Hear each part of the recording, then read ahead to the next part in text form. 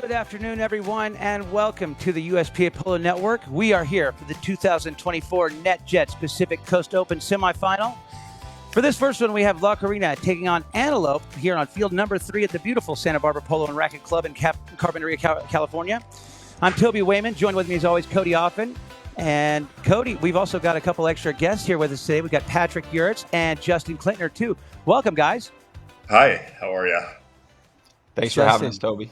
Yeah, thank you, guys. Excited to have you guys on here. Justin, Pat, thanks for joining us. Exciting matchup here, Toby. A couple teams we haven't seen yet on the broadcast, so I'm really excited about this one. Me too. Yeah, you got La Karina. You know, they play really fast and aggressive polo, and they've been getting a lot better results here in the PCO. They've got a 2-1 record versus their 0-3 record for the Silver Cup. They actually beat Klintner Ranch in their first game of the tournament. And then Antelope, tell us a bit about Antelope here, Cody. Well, remember, they won the first 16-goal tournament of the season, the Robert Skeen, and then they went winless in the Whittier Trust Silver Cup. Flip the script. They're undefeated here coming into this game. Lucas Escobar, another big storyline here. He injured broke a rib only 12 days ago. Santino Magrini's played the last 2 games. There you can see Lucas. He's playing. He's going to start. Santino's on standby.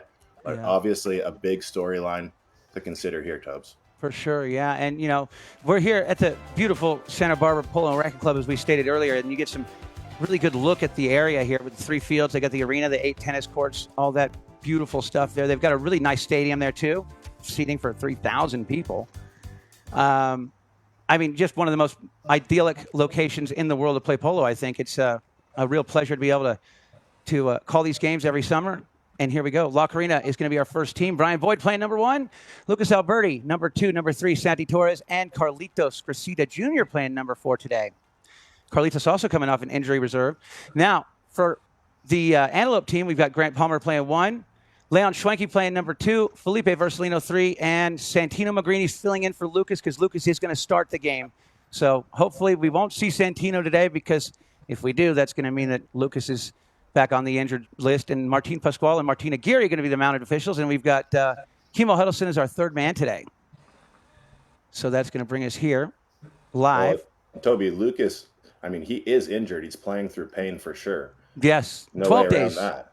And just a note, there's right in your back of your screen is the La Karina of La Karina. Karen, Brian's wife, is right underneath that blue tent right there. Ah, there she is, yeah. All right. Well, let's check out how they got here real quick, too, as you can see the standings.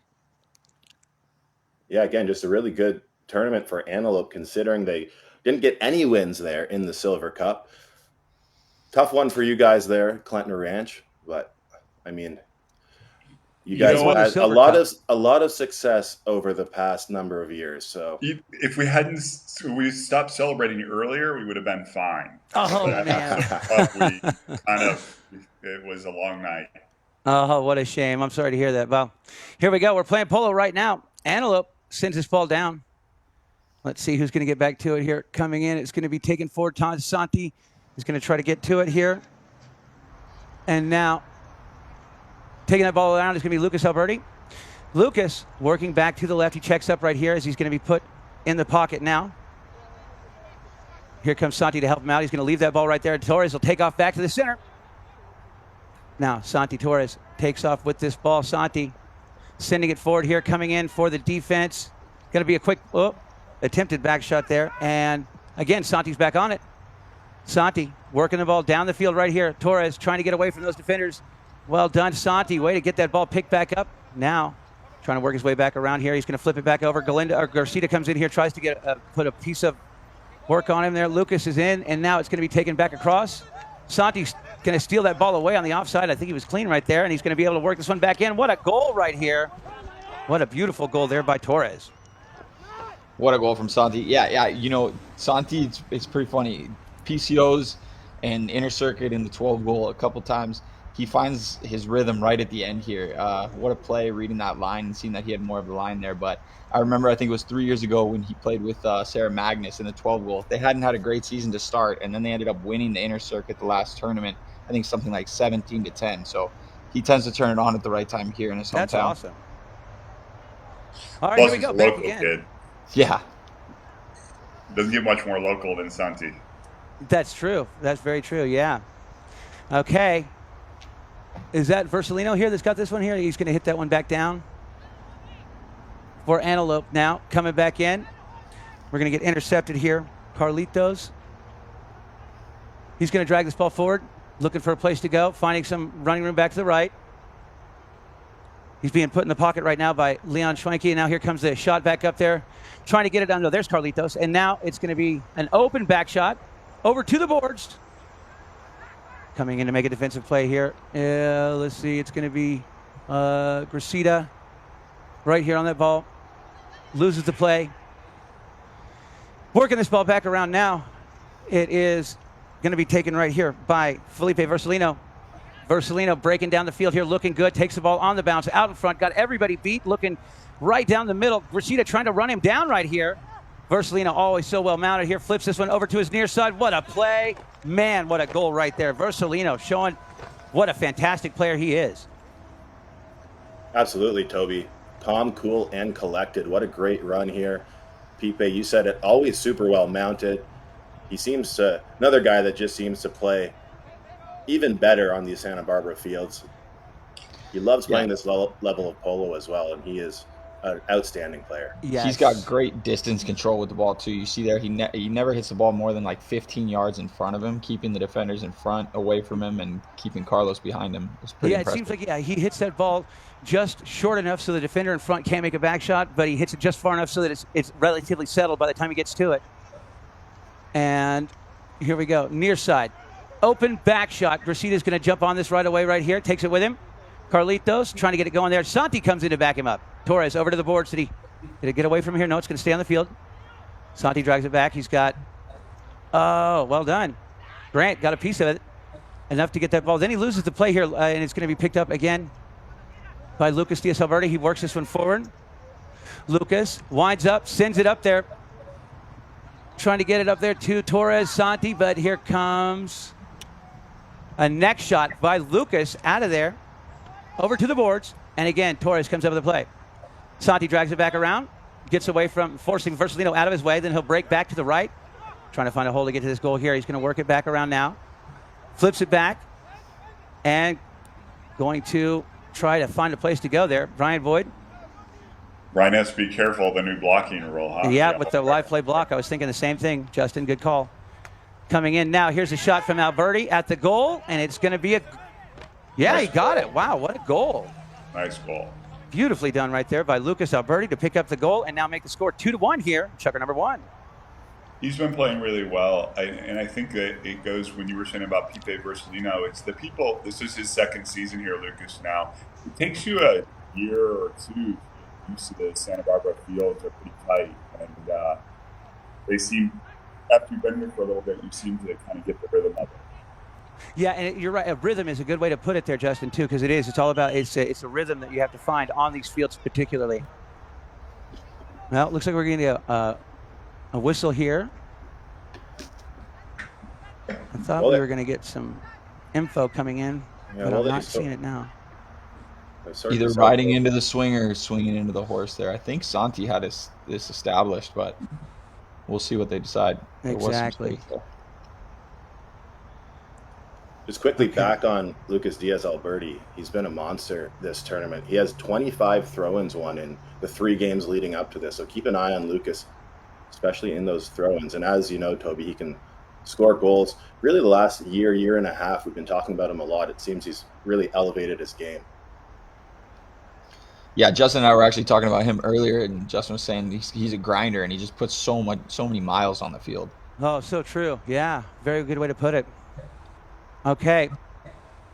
Lucas leaves it here for Torres. Takes off running. Torres hits it one time. Back down the middle. Looking for Gracida. Coming in. Lucas, I tell you what, I don't know how he's playing with that busted rib because you can't get away from that pain. Now, Versalino jumps back on it. Felipe sending it down. He's got Grant Palmer breaking 2. Go to that goal right here. Grant goes to it on the near side at the last minute. What a play, Grant. That was awesome. Very smart on his part to not foul there. Now, Gracida, that's a classic Carlos Gracida back shot right there. Looked just like his dad when he hit that shot. Coming in now, it's going to be Lucas here, trying to fight off Versalino. Ooh, Versalino Good one there. Good non-play or good non-call by the umpires too, I think. And now Lucas trying to find a way to get away from Versalino. He keeps him in the pocket there. Then he'll take off running. And now it's going to be Torres. Taps once, then shoots at the goal. Right down the middle. Proceeded to give it another little ride. And it's going to go over the back line wide. Nice try, though, from the boys in pink here, La Karina. Very nice. That horse of Pipe's down in the corner there made a heck of a turn. No, he's always super, super well mounted. I'm very impressed with his horse flesh. I think this year better than even I noticed it in Florida watching him. I think this year even better than most. All right. Lucas sends it over deep to the corner here with lots of angle, and then he gets called off now by Versalino, who comes back to it. Santi Torres is there to keep the pressure on. He's going to hit a shot up here. Did not get the shot he's looking for, and it'll be Torres here to lay the hook on the man and turn it back around. Well done, Santi. That's the way. Torres keeps it away from Palmer. Back to the left. Checks up to go to the inside here. He's got Alberti behind him. Moves it forward right here, trying to fight off those defenders coming in. Now Garcia makes the hook, leaving that ball. What a play by Carlitos. And then Lucas shoots at the goal and sends it just to the inside of the post. That was a power polo play right there by the whole La Karina team. Beautifully executed and point on the board. Heck of a play. Well done, Santi. He seems to be controlling the pace, especially in this first chucker. He's made a couple important plays, and Lucas obviously with both goals, but I mean, Santi set them both up for him really nicely. Seems like they're playing really well together. 3-1 stands the score. We'll be back after this quick break here on the USPA Polo Network to continue with the first semifinal of the NetJets Pacific Coast Open 2024 edition. Felipe Bercellino, Pipe. I'm playing with Antelope, and I'm 7 goals. I started in polo in Chile, playing there with my family, with my dad. And then when I was young, I came here for my first time with Martin Segers. When I was 14 years old, I came here to Santa Barbara, and then is when I started playing polo and more seriously. Yeah, I have good memories in polo, but I think a good memory was a World Cup in Chile with all the crowd there and everything. So was I think that's one of the best memories. Bueno, of course we miss Lucas because we've been playing the whole season, so we know each other very well. But I think Santino did a great job. He played 2 games. We won both games, so he made 100%. So we are so lucky and thankful for Santino to come and play with us. It's a tough team. I think it's a team that is playing every game is playing better. They improve a lot. I think we have to focus in our team, in our system. If we play our way, and if we play well that way, I think we can beat them. Fiestera is my favorite mare. She came. I bought her from Pepe Egui, and I brought to the US when she was young. And every year she's been improving, and it's been my best mare for a couple of years. So. Welcome back, everyone, to the USPA Polo Network. Getting ready to start chucker number 2 here of the first semifinal of the NetJets Pacific Coast Open. And we're about to get this throwing, but, you know, we've got our guests here today, Justin Klintner, Patrick Urich, along with me and Cody Offen. And so, you know, Justin, real quick, you know, you played against both these teams. Who do you think is going to win this game today? Well, I was going to give the edge to Antelope because Grant Palmer has been playing amazing. And he's been a true fourth player. I mean, he's going to 2 goals this year, doing really well, and he's been making a big difference against the other sponsors and the other teams. So they always seem to have an extra guy. So we'll see. But on that last play of La Karina, they seemed like they had the extra guy. So with Lucas Alberti, he seems to be maturing. I don't know how old he is, like 25 or 26, but it really does seem like in the last year or 2 that he's really stepped it up, and but I think I'm going to go with Antelope. I'm going to call it. And I know you're not supposed to say it, but I'm going to go with Antelope by a goal. All right, so Antelope, you give the edge to Antelope. I mean, I agree with your reasoning there too. I mean, we can already tell. I can tell from the last time we saw Grant on the live stream from last summer to now, he's a night and day different player. So definitely, I have enjoyed watching him play so far here today. He's made some great plays. But You know, the other thing is, I have to say, on that last goal that we saw there, Carlitos Cressida made, at the end of that last chucker, made an amazing play to go in there and lay that hook to let Lucas have that last shot at the goal. Oh, so that's what they're, that looked a little bit outside of the 2 horse length criteria. And they were moving, no? And they were moving, exactly. So I don't know. We'll see what they decide to do here. I think some of the times, especially that close to the boards in front of the fans and stuff, if it hits a horse hard, I think the umpires just want to make the call whether they throw it in or not as a, show of concern. I understand what exactly. you mean. I think they've been pretty good about that, and obviously no one wants to see a horse get hurt. So I don't mind those calls. Obviously, it's a tough position to be in for La Karina, who had possession, but maybe you do fair play. I don't know. I am looking forward to them getting, because if you notice, they go to the third man and they go to the replay and they go to there's a bunch of really great new technology, but in a strange way it slows down the game because it takes them so long to Yeah. But I think like in NFL and stuff, they'll get faster at it. Exactly. Yeah, I think with the technology, as the technology advances, we'll get used to it and things will get quicker. And it's where we have different procedures and stuff. We're actually going to have Fergus Gould on at halftime to tell us a little bit about some of the different procedures that we've got. Like for instance, with the challenge system, the way that they're gonna do the challenge system here, and he's going to address a couple other points too. But so we'll be looking forward to talking to him at halftime. So stick around, everybody, for halftime to hear that Fergus tell us about how they're going to do the challenges instead of having the third man. Just potentially rule on his own call that he possibly already made. What are the chances he's going to overturn his own call? So, yeah, he'll tell us more about that. Cressida there, by the way, on that picture. I was going to say. That was Nano, yeah. Yeah. Carlitos. Oh, he's usually really good on those open goal penalties. Yeah, rare miss. He actually leads the tournament, tied with Nachi Viana, 8 penalty goals. You can see the numbers there. Been hitting them well, so... Lucky break here for Antelope. Okay, Antelope brings the ball back into play. It's going to be, what do we have here? Yeah, funny enough, they actually had a tough day on the penalty line the other day against McCarroll in a game that they needed to win. And I think they missed their first 5 or 6 penalties, maybe penalty fours. And then Santi ended up hitting them. Sometimes you just don't have the rhythm that day. And Santi ended up hitting them and did really, really well. And made the next 2 or 3, and they ended up winning by 1 in overtime. Was that a blocking? I think a right-of-way infraction. Yeah, I think it was just a right-of-way, yeah. He kind of overshot, came in, and was in front of the players right-of-way there. Okay, so we'll get a penalty 5 here from center. Here comes Lucas Escobar. This kid has been playing lights out all year. Oh. Coming in. Yeah, we'll see. Interesting. It's getting a little choppy. We'll see. A lot of horses getting hit, a lot of people, but hopefully they can open it up. I don't know what they're going to call there because it looked like Carlitos might have had that first, but Pipe definitely established himself at the end, and maybe it was just a late ride in on that one. So starting to get some info in from the field here as far as calls. I'm waiting for it to catch up a little bit. Okay, so they're going to blow a foul against La Karina here, it looks like. I'm waiting for the official ruling to come in. They're going to blow this one right away against Carlitos is what I'm getting from the field right now. And it'll be a penalty 2 for Antelope.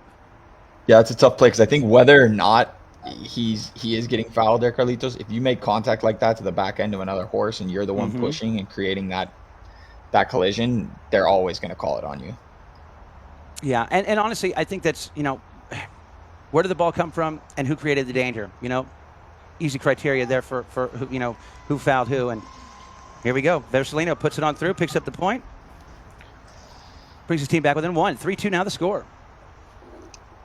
2 goals on the day for Pipe, 19 total on the tournament, trailing Nachi Viana by just 1 now for the tournament lead in total goals. All right. Here we go. Ball's back into play. Look at this. It's going to be Lucas Alberti to win this throw in here. Nope. It's taken now by Grant. Palmer can't get back to it. The 2 red helmets battling each other. Stolen again right here. Leon Schwenke with that ball. Keeps it alive. Now, gets it stolen, though, by Lucas. And I tell you what, I've been very impressed with Lucas Alberti this whole year. I thought he played better and better and better throughout the gauntlet, throughout the Wellington Polo Tour and the 16 goal. So I'm excited to see him playing here today on the live stream once again, as it's going to be picked off right there. Well done. And now Santi back on that ball, goes to the near side. He's such a talented player, too. Torres takes it with him right here, trying to get past Brian Boyd, who's going to drop in behind if he can. Santi doesn't need any help at this point. Santi's there in the red zone. Well done, Schwenke with a back shot out of the goal mouth. And now Brasida tries to get to it, but it's taken forward by Versalino. He's going to take off with this one on the run right now. Looking around, Brasida trying to chase him down. We know that Felipe Versalino has those fast horses too, but Brasida does as well. Open back shot from, man, he looks a lot like his dad when he hits those back shots. It's amazing. And now, going to be picked up again. Schwenke, man, everybody having trouble hitting that back shot there. And, yeah, good read, good call. You got to be 100% on that line there to pick that one up. And to me, it looked like Versalino was 100% on it. Definitely, I think there. And I don't know, I would have liked Santi to just take that ball instead of leaving it. He had the possession, and he was okay there to start, but it is what it is. Man, what a horse Carlitos is on, though, to catch Pipe. I mean, I think Pipe had him by 2 or 3 horse lengths there, and that's hoping that one's a thoroughbred. It definitely looked like it running down the field on that one. Yeah, well, and you know, you bring a good point up there, but one thing that I have to say that I love what Carlitos does on those plays, when he's trying to chase somebody down, he's not like trying to lay on the horse's neck to reach out for some impossible hook. He stays sitting down and rides all the way to where he needs to be before he tries to make a defensive play on the player, and gives his horse every chance to help him get there that he can. Here comes the shot off to the right. Picked off right here. Alberti, Schwenke, trying to fight him off. Well,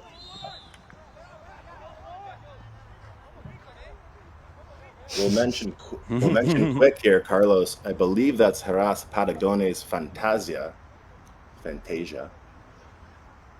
that you're mentioning. And yeah, one thing, Carlitos certainly doesn't lack speed. He's got some horsepower on that string. Take a look at this bit of a traffic jam, like you said, Pat, getting a little choppy here. I think both teams still kind of shaking the nerves, getting settled.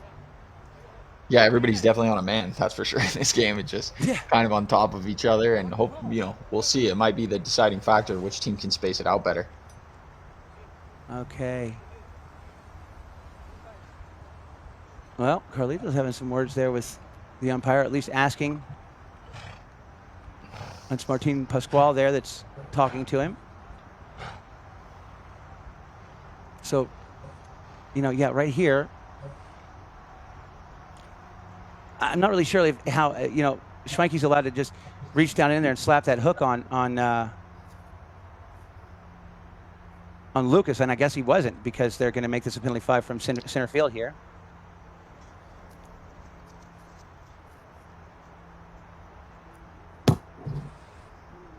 Okay. Well, let us know where you're tuned in from. We'd love to hear from you. Easiest way to talk to us is on the comment section on Facebook. I got it pulled up right now.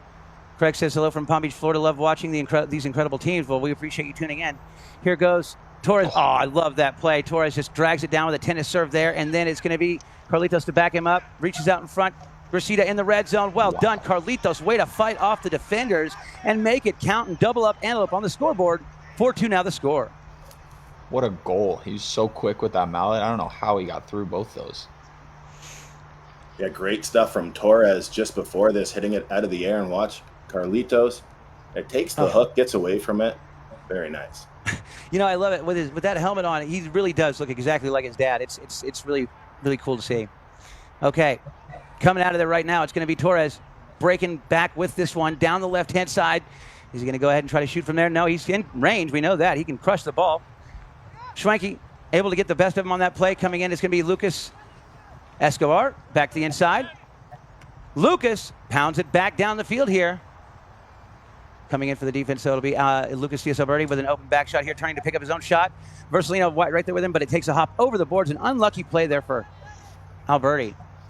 Yeah, I think he was trying to hit the auto back shot there. That was the best play with Pipe right on him, but... Well, I tell you what, it's confidence, I guess. You know how good Versalino is. Okay. Carlos stays with the ball, and that means the next guy's going to have to go out with a man. Here comes the shot back down the middle. Picked up here by Schwenke. Doesn't really connect as well as he wants. Torres keeps that ball away from those defenders, then fires back down. Looking for Gracida coming in, though. It'll be taken by Lucas Escobar. Neutral play made. Oh, Lucas gets hung up. Oh, I bet that hurt. And now Carlitos takes off on a breakaway run right here. Look at that. What a play by Palmer to take the man completely out. And now, did he overhit it? Judging by body language, he might have. He gets back to it, fires, and sends it on through and almost took off Jody's ankle right there. Nice goal. Great finish. Yeah, Great it finish. looked like the approach was a little too heavy there, Toby, like you said, but he got back to it. What a shot. Beautiful finish there. No, and some great team plays by Karina. I mean, it seems like Santi started almost every single goal, but someone else has finished it so far. It's pretty awesome. And then you see him take the man out for Carlitos to have an open path to goals. And look at this, Carlitos. He comes back and wins the throw in here, avoids the hook of the back shot, gets it back over. Now Torres gets hooked there, but swings through it from Schwenke, then goes near side. Now he's got his man coming in behind him. He's going to drop that ball back right there, and it'll be taken by Lucas Alberti. He shoots the ball at the goal here. Coming in, good play, and it'll roll over the back line. Great play right there, defensive play by the Antelope team. Now they can reset and have a knock-in.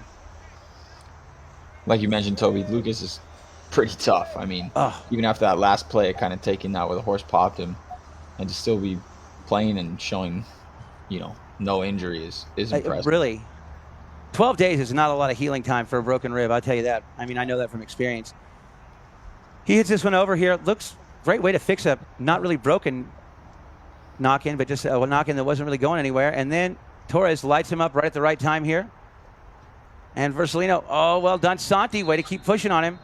They're making contact. Let's see what they come up with here. There. We're blowing this against Versalino. Reaching. Hold on, waiting for it to come in here. Definitely. Yeah. I think right there. Yeah. Makes sense. Yep, reaching is the official ruling. Justin tends to get a lot of those calls against him, too. He's got some good ones that push the I horse know that over. really well. Yeah, he knows that rule well. I love it. Okay.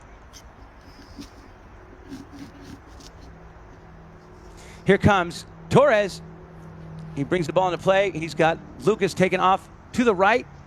Hits this one to the left. Oh, nasty bounce there. Picked up by Alberti. He fires at the goal. It gets stopped, knocked down, and taken out of there by Lucas Escobar. Now, Santi. Torres turns it back. Schwenke comes in to challenge. He's going to be able to turn back to the inside. It's stolen away there by Versalino for a moment. And then Torres fakes the tail shot. I took the bait on that one. Schwenke didn't, though. And now it's going to be stolen back away by Versalino once again. And he takes off running right here. Going to try to make him pay for that broken play. Coming in hot, looking good, going right to the goal. 30-second bell just sounded, horn just sounded, and here comes the finisher. Beautifully done. Way to shoot that ball straight on through, bring his team back within 2. 5-3 the score. Great run and goal right here by Lucas. Is this the mare that Pipe said was his favorite? I think this is her, right? Versalino. Yeah. Oh, what a horse, what a run. And Fantasia. big goal What's her there. name? Fantasia? What an awesome horse. She's amazing. All right, we'll be back after this quick break here to continue with the first semifinal of the 2024 NetJets Pacific Coast Open, only on the USPA Polo Network. My name is Carlos Gracida. I'm playing for La Karina, and I'm 4 goals. For me, my favorite memory is most recent, probably winning the World Cup in 2018 with Tommy Collingwood, Peco Polledo, and Juan Monteverde. Just because it was a tough year for Tommy and I. We didn't have a job, and that kind of, you're down in the dumps, and that gives you motivation, and it makes you feel like you can do it. I think we have a very good team chemistry. We get along well, and we trust each other, but you always need a little bit of luck because there's always obstacles. I broke my tibia in the first team practice less than 2 months ago. Santi lost his best mare, Walta. I lost one of my best mares, Vikinga, from Santi Wolf. So that just shows how many obstacles you have to win. To have Memo coaching the team, I think is a key because he's been in this situation. I mean, he's won the PCO 5 times. So he has the experience and he knows how to prepare the horses and the team. And I think something that he makes us work, hit penalties and ride the horses. And so at the end of the day, your life has to revolve around what you do. So he makes you work harder, always. Yeah, I mean, my dad won it, Memo won it, Ruben won it 3 times. My great uncle won it. So for me, which is great, but for me on a personal level, it's a sense of like all your work is worth it, because I put a lot of work into this and I know everybody does too. So it's very rewarding to win. All right, welcome back, everyone, to the USPA Polo Network. Getting ready to start the last truck of the first half, the first semifinal here, the NetJets Pacific Coast Open. Got to look at our horse list coming up here, but we just saw a great interview there with Carlitos Gracida. I had a chance to talk to him last night, and I said, is there anything you'd like me to say during the live stream? And he said, please send a shout out to my mom. So big shout out to Carmen, to Carlos's beautiful mother, and of course to Mishi and Memo and Megan and all of the rest of the family. I know they're tuned in watching right now. So thanks for joining us, guys, today. And here we go, boys. Let's get this one back underway. I think Memo's the coach. He's probably on the sidelines right there. Yes. Yep. Yes. Yeah, Memo's there coaching. Actually, some very cool, a lot of nations represented here. Obviously, Carlitos, Mexican heritage. Lucas Escobar, American with Costa Rican heritage. You got, obviously, America, Argentina, Chile. Mexico, and Chile with Leon Schwenke and Pipes. And isn't Grant part French or French heritage, Justin? He's half French. He's half French. Oh, okay. Oh, awesome. Grant's mother's French. One more. Yeah. Hey, did you see the horse list with Grant's horse on it? I didn't recognize was it IMZ? IAZ. Yeah. Whose is that? Whose breed is that? I do not know who that prefix is. I don't either, but I'll text Santi Trots and find out for you guys right now. Yeah, he'll be able to know. Somebody might comment on Facebook before you get an answer. That's true. Let's see. I'm looking for it. Okay. Both teams lining up. Umpire says, no, boys. Line's not there for decoration. Give me an alleyway. There we go.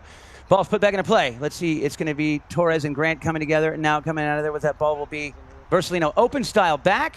Right there to Schwenke. Oh, no, he got his mallet hung up. And look at that. Good sportsmanship we see right here from Torres. Gives the ball back, and then they're going to let La Karina have a fair play hit here right now without stopping the clock. Lucas Alberti taps it again. Schwenke stays with him right there, trying to stay out of his path. Here comes the shot at the goal from distance. Look at this bomb. He sends down off to the left. And they're going to let it roll over the back line for a knock-in. I always try to hand back somebody's mallet, but it just takes me like 5 minutes. And so the checker's over by the time I get it back. But the thought is there. I get it. I know that, Justin. Yeah. So Mas Alberti, who's watching right now, just texted me that it's Chris Zimmerman is IAZ. Chris Zimmerman. Oh, fantastic. That's, yeah. So actually, Chris is a good family friend of ours, and his brother is a manager of a ranch down in Argentina. And Martin Zimmerman. Here comes a back shot. Now, taking this ball forward is going to be Carlitos again. Gracida with a little open back. It stays on the field. Nice back shot there. Picked up again by Versalino. He's going to send this one back down, looking for one of his players coming in. Carlitos with a near side tail shot there to the boards. And got to be 100% on that one, and he must have been. Yeah, Pipe's so quick at picking up those lines. I mean, like we talked he about really his horses is, yeah. and stuff, but he's... If you don't hit enough angle on it, he can eat you alive all day. Yep. I was talking to Pipe about how he's like, yeah, I was 14. It's like, I was really good there for him. It's like, yeah, I was 14. It was my first year here. Yeah. Yeah, he was young when he first came. Can't believe I had no idea he was 14. Oh, wow. I didn't know that. Yeah.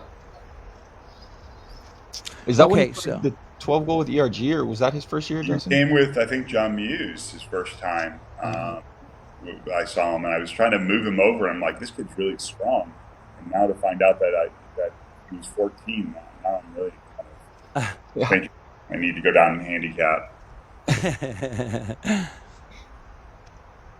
oh, wow. You Penalty don't too set up. wide. Well, now they're even on misses, though, on open goals. Yeah, Well, I guess good not call. open goals since the threes are defended, but still. But that one just, yeah, I mean, I don't know. That one just curved right out of there. Okay, this is a knock-in. Hit 2 straight, and it'll be an easy turnaround right here by Versalino. He's going to set up Schwenke. He's going to jump on it. He's going to take the man and let Luke. Oh, what a goal there, Santi. Torres. That was Grant. Oh, that was Grant. Excuse me. I'm sorry. Yeah, Grant. And I just saw the red helmet there for a second. He's been doing that 2 or 3 times a game, and it's just been making a huge difference for that team. Yeah, Justin, you already mentioned his play. He's the second leading scorer in the tournament for Antelope, so he's been doing a lot, and I think they're going to need to use him more here coming back. And what a goal there. Kind of a lucky break after that penalty 2 miss, and Karina really just gifted that goal right back to Antelope. Yeah, I mean, they only gave up a couple seconds. Look at Carlitos, winds up, he cuts it back around so smooth, going to the goal right here comes. What a play, what a horse. Gracida doesn't connect on that one, but it was like, horse didn't even move right then when he took that hit. Now here comes the back shot from Versalino. Coming back around, it's going to be, yeah, and they're going to catch Brian, it looks like, unfortunately there. Gets caught coming across the front end. Great play by Grant. You don't often see a player go through a play like that with a foul and not appeal at all. Yeah, and Grant just knew he had it. Zero appeal. I think Pipe did the appealing for him behind the play, but, but he was focused on hitting that next play. Good call there, Patrick. Yeah. I know Grant's focus. He's been playing the 16 goal for a while now, and they haven't had too much luck on winning one of the PCOs. So I know it's a big time goal for that group. Him and Pipe, I think, have played together. Do you know, Justin, is it the last 4 years, 3 years? At least, but with the 12 goal, they've probably been playing together for 7 years now. 7, 8. So this one's important for them, and big swing. What was it, 5-2, and now they have a chance to make it 5-5. Yeah, exactly. Yeah, that goal at the end of the second that Pipe made was huge. Kind of La Karina really seemed to be in control, but bringing the game back to just 2, and then obviously getting that one right back after the penalty 2 miss was massive. Huge. And it's funny how some of the games are like that. You fight the whole chukker, and then a team scores out with a goal with 20 seconds left, and you feel like you dominated the entire chukker, and then it's such a letdown right at the end. Pipe won't miss again. He never misses these. He's usually pretty deadly on the machine. Okay. Megan just says, Justin Klintner with the comedy. All right, look at that. What a shot right down the middle. Versalino, undefendable, and picks up the point. And look at that. Now we've got a ball game here. 5 goals apiece on the board. Great timing. Justin's 1 for 1 on his penalty calls. There you go.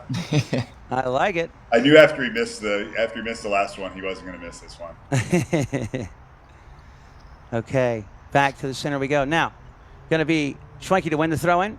He's going to hit a tail shot there. Read perfectly, though, by Santi. Torres gets it, keeps it away from the defender. He takes off running right now. Santi got a rocket ship right here. He's able to go ahead and move the man over, come back to it in front. There, gets hooked on the play. Next one, Lucas, and now Gracida's on it. Gracida will take his time. Oh, he's going to go do the unexpected here, go back to the left, and then push the man, and let's see. Santi. Going to flip this one out there, looking for Lucas Albertino. He's going to turn to the left, too. Trying to muscle his way through these defenders, trying to make the man get out of his way. Now it's going to be taken here by Lucas Alberti, and it looks like they're going to probably catch him here, I think. Yeah, I think Lucas has got to stay a little more patient. It looked like Carlitos, when he turned that ball to the left, if Lucas doesn't go in there with Grant, I think Carlitos gets that call, and then same thing there with Santi, if he just lets him make this next play. But obviously, you got to be aggressive in these situations, and Lucas saw it and took the opportunity. I'm actually didn't, he wasn't really pushing that. That could have been either way. I think on that one, they could have either called or not. Here comes Torres. Little back shot from Boyd. Well done, Brian. Setting up Santi. Santi's going to try to launch that one up. Here comes Carlitos to send it forward there. He mishits the ball too, but it's good enough to get it back over here to Lucas Alberti with a near side neck shot. Then Gracida calls him off, takes it forward further to the left into the corner. Open back shot to center it up. Nobody's there but Escobar. He'll take it with him. Lucas back over to Versalino. He sweeps in, winds up, cuts it back down the field, and he's got Grant out in front. Grant avoids the hook. Can't keep it alive. Next one there, going to be taken forward now. Everybody hooks, and Lucas comes up with the play. Well done. Well, with a back shot right here, and this could be an interesting call here. Which way? Let's see what they're going to do. Yeah, I think it's the same thing like happened before with Leon. I don't see how Lucas doesn't continue to have that offside shot there. We'll see what they end up calling, but he plays it forward, and it looks like Pipe comes in just a little bit late at the end there. Well, I don't think they're established together while he's starting his back shot. I agree with you there, Pat. And yeah, I think if there was contact, tough from our angle, but I think he was a little behind the saddle as well. They're calling riding in from behind here. Is the official ruling on the field. Okay, La Karina brings it into play, penalty 5 from the spot. Hits this ball down midfield, past midfield. Torres comes in, he shuts down. Santi on the boards. Taps it once, forces that defender out of his way. Now, a little miscommunication between Gracida and Santi. Now, back shot. And Grant tries to get it on the near side. Neither can, and now it's going to be Lucas Alberti. Gets challenged by Schwenke. Picked up again here. Grant with a back shot of his own. Picked up now again by Lucas, who turns it back. Lucas trying to find some way to get around. Gets it over there to Grant Palmer. Palmer picks it up and takes off running down the left. Did this one get away from it? Must have, yep. So we'll get a possession play given up by White in favor of Pink. Okay, so Georgette is definitely there. I can hear in the background. My favorite fan in polo. Georgette is Lucas Escobar's mother, and she doesn't care. She's going to scream for her boys every time, and I love it. Yeah, but I've asked Lucas if he can hear it, and he says he doesn't hear it, but all the rest of us hear it. So I wonder if it's like a technique or something. Oh, I love it. I think it's so great. Coming in now, nice neck shot, but it's going to be taken back out of there by Grant Palmer. He sends it back over, and here comes Brian Boyd with a little back shot to break up the play. Now, did he get there? Look at that. Well done, Lucas. Got to that ball, turns it back. Excuse me. Versalino. Now, here comes the neck shot back down, and Grant is coming in hot. Palmer takes it forward here, trying to get away from Gracida. Look at this. He muscles his way through Carlitos. What a play. Grant Palmer looking to break the tie and take the lead right here. Got away from him at the very end. Oh, that wasn't Gracida. Sorry, that was. Now there's going to be an open back shot. That was Boyd that he got past. Now, another back shot here. And now taken by Torres. Oh. What are they going to get here? Because I heard somebody scream there, and I'm wondering if they're... I think Grant came in at a little too fast, too steep, much yeah, angle maybe. on Santi there. What a play by Lucas with that little back shot to Santi, though. Man, yeah. Obviously, it's tough with the camera to see, but having the awareness to know that Santi's going to be next there with that little back shot and taking Pipe out of the play was pretty awesome. Well, I think Georgette's only competition for best fan cheerleader would be Tommy Collingwood's mom, who's always very, very vocal on the sidelines as well. I love her. She just makes me happy every time I see her. Yeah, shout out to them. Tommy was here last weekend visiting, and I think he's playing in Kentucky now. So hopefully, and brought mom with him. I love that he takes his mom everywhere he goes. I think that's great. Yeah, she wasn't able to make it this trip, but I know her and Dennis are doing well. Best homemade empanadas I've ever had. Definitely. Abu Bakar writes in. He says he's watching from Nigeria. Thanks, buddy. We appreciate you tuning in. And Chloe Bourgeois says, "Go Santi." Cheering for her brother-in-law there. And Carlitos is working well for his team. That says Eddie Martinez. Santi and Ali are about to make Chloe and Aunt Allie's pregnant right now, and so that's right. Congratulations. Yeah. I was about to say that, Pat. The Polo Kid is about to be a father. How time flies. Okay, penalty 5. So they're going to go with a uneven ride-off. And here comes the shot down the field from that penalty number 5. Picked off right here. Here we go. Back the other way. Versalino taking it, looking over his shoulder. See, he's got Carlitos beat right here. Carlitos tried to get that last hook, couldn't get there. 30 seconds remain. Here comes the shot from the near side. Oh, Gracita got there, stole it away. What a play. And then lets Lucas take off running. He looks over his shoulder to see how much time he's got. 19 seconds, plenty of time right now. 16. Sends it way downfield there. Looking for Brian Boyd to come in and take this one, going to goal. Get there, Brian. You got it, Brian. Good shot. Look at this. Oh, no, it got away from him. What a nice guy, though, Brian Boyd is. He's a wonderful dude. And unfortunately, that one went a little bit wide for him. Okay, so the score stands 5 goals apiece on the board. We're going to go to halftime. We're going to take about a 2-minute commercial break here. Then we're going to come back, and we're going to speak with Fergus Gould, the head of the umpires. He's going to tell us about some new procedures and a couple other things. So stick around for that. And me and the guys will talk with you again on the other side of halftime right here on the USPA Polo Network. I'm Carlos Gracita, and you're watching the USPA Polo Network.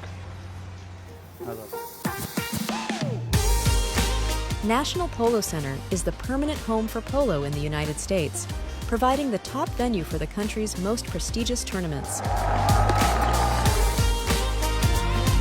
Brand partnerships at NPC take many forms, tailored to your marketing goals. From high-visibility title sponsorships of USPA national tournaments to bespoke on-site experiences and a full suite of digital activations.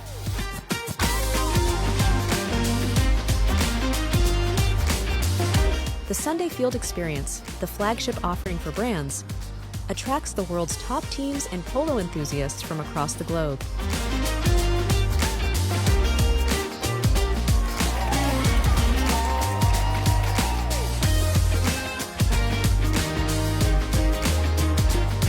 National Polo Center's relationship with the United States Polo Association and USPA Global Licensing expands the footprint beyond South Florida to 230 member clubs in North America and 190 countries globally through our licensing partnerships.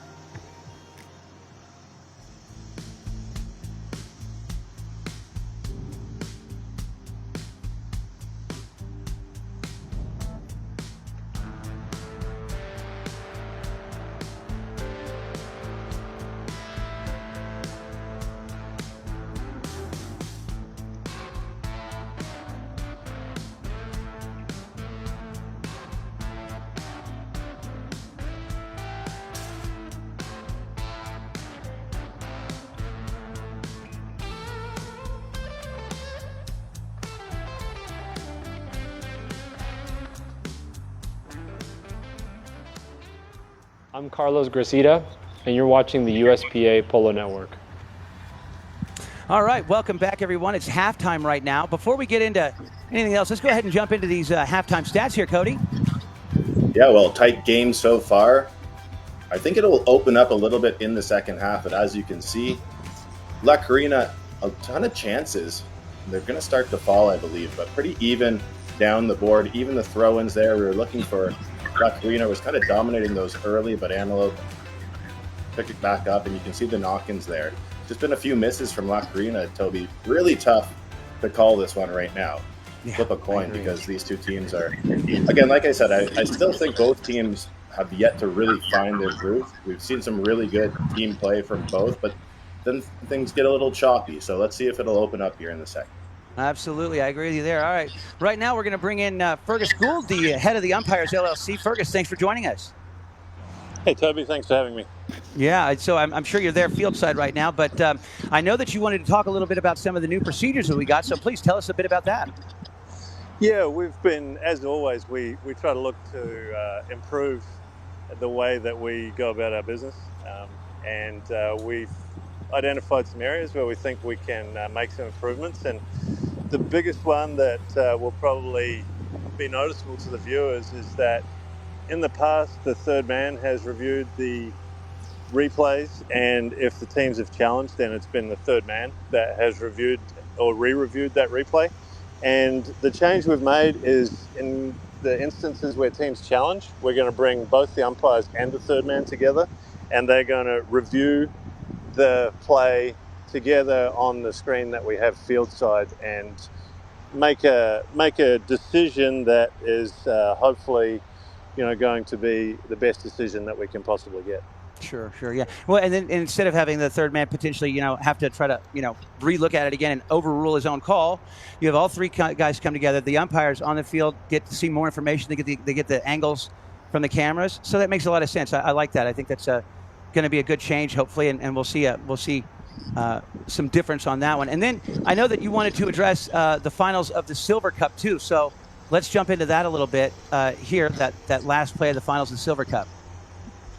Yeah, and I think just to give a bit of context, that was one of the motivations between us making this change to having the umpires review. And as you say, the umpires are making the best decision they can with the information they have available to them at the time. So if we can make more information available to them, they're going to make a better decision. But as you mentioned, the finals of the Silver Cup, there was a call that was reviewed in the dying seconds of the sixth chukker, and in that case, we unfortunately made an error, and it was an error that affected the outcome of the game.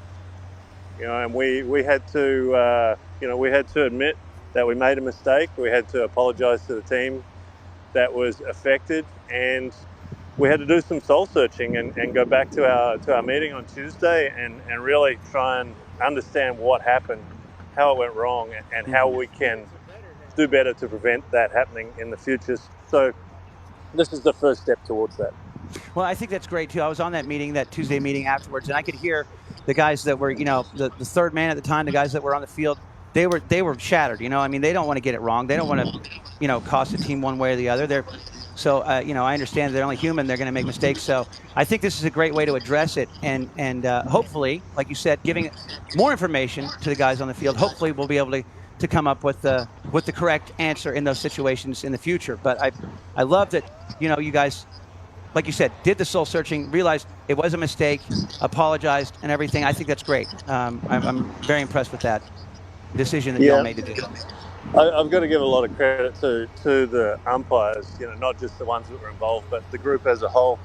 We've done a lot of work in coming together and being able to give feedback and receive feedback, and we have a trust within the group now where it's possible to discuss these kinds of things without everybody getting defensive. And I'm sure you've noticed the difference. You get to sit in on a lot of these meetings. So a lot of credit has to go to the umpires for, being willing to put their hand up when they do get it wrong. Well, yeah, that, and also, I want to pat you on the back too. Fergus, that's a lot of part of your leadership in that too, working to build that trust within the group. So, hats off to you too. Well, yeah, we just like I said, we always look for opportunities to get better. So that's what we're doing. Well, I appreciate you joining us here, Fergus, and we'll look forward to talking to you again sometime as we're about to get this game back underway. So thanks again, Fergus, and we'll catch you soon. Thanks, guys. Okay. All right, so we've got our teams back out on the field. The last play of the third chukker there was Brian Boyd hit a shot at goal. It went wide, so we're going to start the chukker off with a knock-in here. And as you can see, we got our horse list coming up right here. And let's see. Open. Okay. We can let Patrick try to read that one there. Yeah, really, Open. Patrick. Coquetona? Might have got that one right. Coquetona. Sorry about that, guys. No, you're good. Coquetona. All right, I'm back. All right. So we got the full crew back here with us now, getting ready to get the game back underway. Incidentally, I just see here Katie Calder says she tuning in from Knoxville, and she says, "Happy birthday, Tommy Biddle." So happy birthday, Tommy. I know he's tuned in, watching. He always does. So appreciate everybody tuning in and letting us know from where they're tuned in and watching today on Facebook Live comment section. If you got any questions or comments for any of us, please hit us up there, and I'll do my best to pass them on to anybody, and we'll do our best to answer them and address them as time permits throughout the game. So I made my call. Does anyone else are allowed to make their decision, or not? It's not allowed? for the win here. Yeah, for the win. Patrick, I think you're going to – Cody and I need to stay neutral, but Yeah. you can go ahead and go out there. No, On I a have limb. good friends on both sides of the teams. I don't know. Just to make it interesting, I'll go against Justin. I think Santi finds a way, and at the end of these seasons, and his hometown, I'm hoping for them to take this one home. And I do like the Brian and Carlos story. I mean, they're not related, and they're buying horses together, and they're doing everything. I think that's a great thing to pull up. Definitely. Yes. All right, here comes the knock-in. One time over here. Good knock-in. Now, Lucas sends it down the field. Coming in, it's going to be picked off here by Lucas Alberti. Turns that one back from the near side. Schwenke comes in to challenge.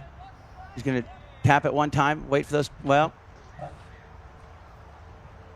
Now, Lucas goes to break past Palmer right there. Comes back in, keeps that ball away from those first two defenders. He just keeps getting harassed by, look at that. What a shot. Oh, man, what a goal. That was awesome. Lucas Alberti drains it, breaks the tie, takes the lead, makes the score 6-5. He's been doing that all season. Yeah, 2 deep ones already from Incredible Lucas. shot. Goal of the game so far, maybe for me. That was a great shot there. Just going back to what you guys were saying, Justin, Pat, about Lucas Diaz Alberti, like you said, he's always been a workhorse, energizer bunny, and then he's really just picked up some finesse, and I feel like his polo IQ has gone up as well. Perhaps playing a lot of polo with Fran Elizalde will help with that, but no, we talk about him a lot, but he is just playing superb. Look at this. Well, no, it got away from him. Oh, man, after all that work, it goes wide. Lucky break there for La Karina. They'll get a knock-in now. When you see someone who's got a lot of talent, and then all of a sudden you feel like the light bulb went on, and that's how it feels like watching this year. Okay. Here comes the knock-in now, and it's going to be off to the right-hand side here for Santi. Torres takes off with it right here. The polo kid, about to be a father, sends this one down the field. Torres on the bounce, out of the air. Oh, well done, Lucas. And then the back shot, too. That was awesome. What a play. Grant Palmer, his shot gets knocked down. Grant, yeah, they're going to catch him on the wrong side. Tough break right there for Grant, but I like the thought process. I mean, he was trying to get that back shot off. Yeah, heck of a play by Lucas. Doesn't look like that was awesome. Hurting too much. I mean, both those turns out of the air and then the back shot. His midsection seems to be fine. George Galvan says Grant Palmer's horse looks like a 2-branded horse. Well, thank you, George. That's a nice compliment there. Yeah. All right. We're going to see I lost my feed here for a second from the field for the calls coming in. Penalty 4. Yep. I think they got crossed in the right of way. Yep, they're gonna get a right of way violation here on Grant. Yeah, they're gonna move down to penalty number 4. And Carlitos will be the one to take the shot for his team. Was Carlos's father a good penalty shooter? I mean, I know Yes. he was amazing going to goal. I didn't know if he was a penalty shooter. Yes, he was. Yeah, phenomenal penalty 4 shooter. I remember watching him when I was a kid, and just, I mean, one of the smoothest players, so effective. Oh, tough break right there. Of course, we jinxed him. But sorry about that. No, it happens. All right. By the way, I will say this, Justin, too. Patrick was with us for the last tournament for the semis and the finals, and he came right out and said, listen, guys, I'm going to be biased for Clinton or Ranch. And he was very biased, but he admitted it first. Well, I think he's on payroll at the moment. Exactly. So while he's doing this. He was smart. Yep, he let us know. All right, here we go. Continuing the play down the field here. Back to the center now. It's going to be met on the play right there. And let's see. Yeah, Carlitos hits his tail shot. Let's see who's going to get back to it here now. It's going to be turned back around by Lucas. He's going to send this ball back down the field there looking for Versalino. He winds up, hits the next shot off to the, right to the left of the goal there. And now it'll be Carlitos is going to go ahead, take the man with him, and leave that ball for Lucas Alberti, who turns it back to the inside. Turns it back to the inside of Versalino. Yeah, they're going to catch him on that one. That was definitely inside that 2-horse length criteria, and the fact they were slowing down. And it was the next shot, right? Yes, sir. I think he tried to hit it behind the horse's tail, but got away from him a little bit. Right, yeah, you'll see. Yeah.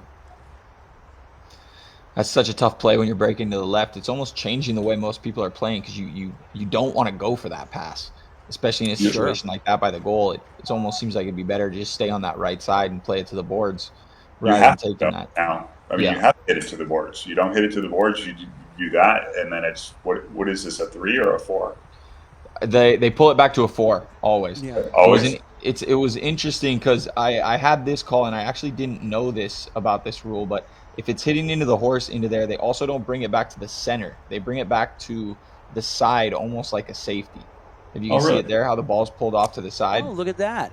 Yeah, I remember being super confused when that happened to me in the 8 goal, and they explained that was the way that they do it, is they bring it back to that spot. Even if it happens inside the 30?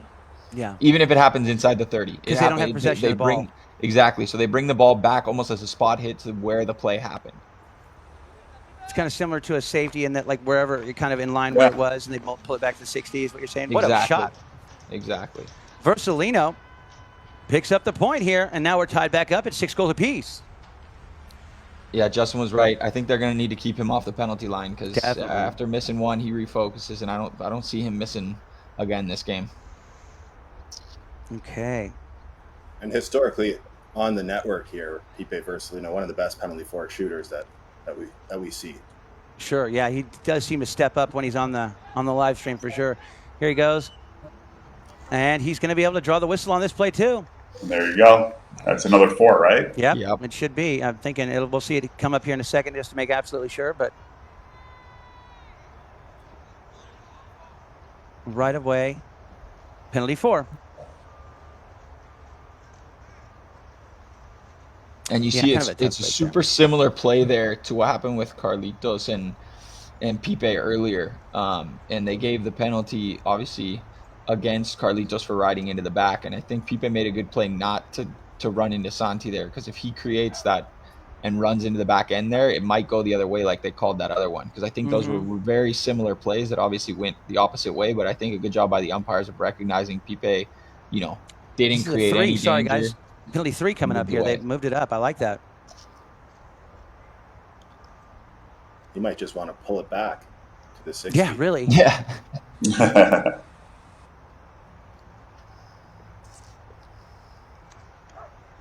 Undefendable. Might hit a car. Oh! That was so close, too. All right. Well done, Versalino. Breaks the tie and takes back the lead. 7-6 now the score, and he has been hot today. 6 goals on the day, so 23 total now. Top scorer here in the PCO. Fantastic. Okay. Ball's put back into play now. It's going to be Lucas with a little back shot there. First one to get back to it's going to be Schweike. He takes this one with him. Leon, doesn't connect. And now it'll be taken again here by Palmer. Grant well done. Brian comes in there to try to put a little pressure on him. Here comes the next shot from Versalino. Centering it up here for Lucas.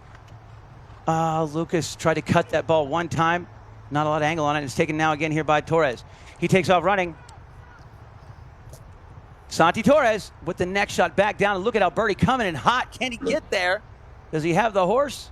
No, not this time. It's going to be back there by Versalino. And then again, Santi's back on it as he's going to be challenged here by Lucas Escobar. Leaves it behind.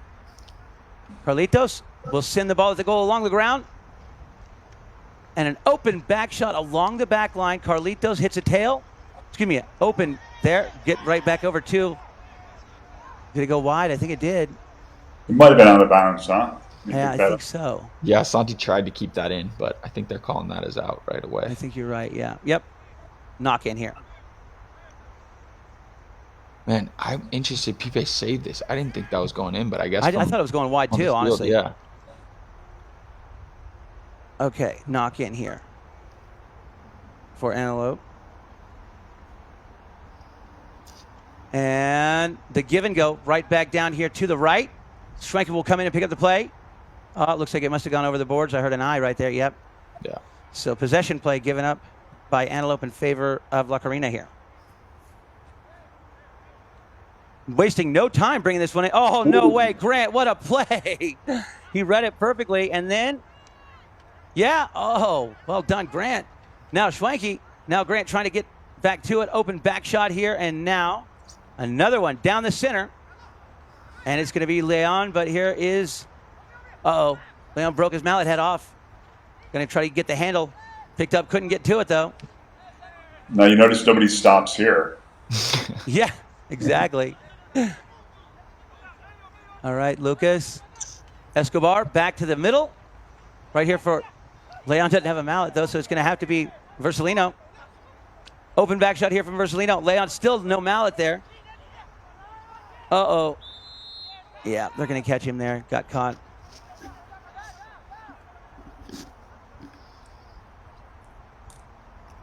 And here's the play where Schwenke, mallet goes flying.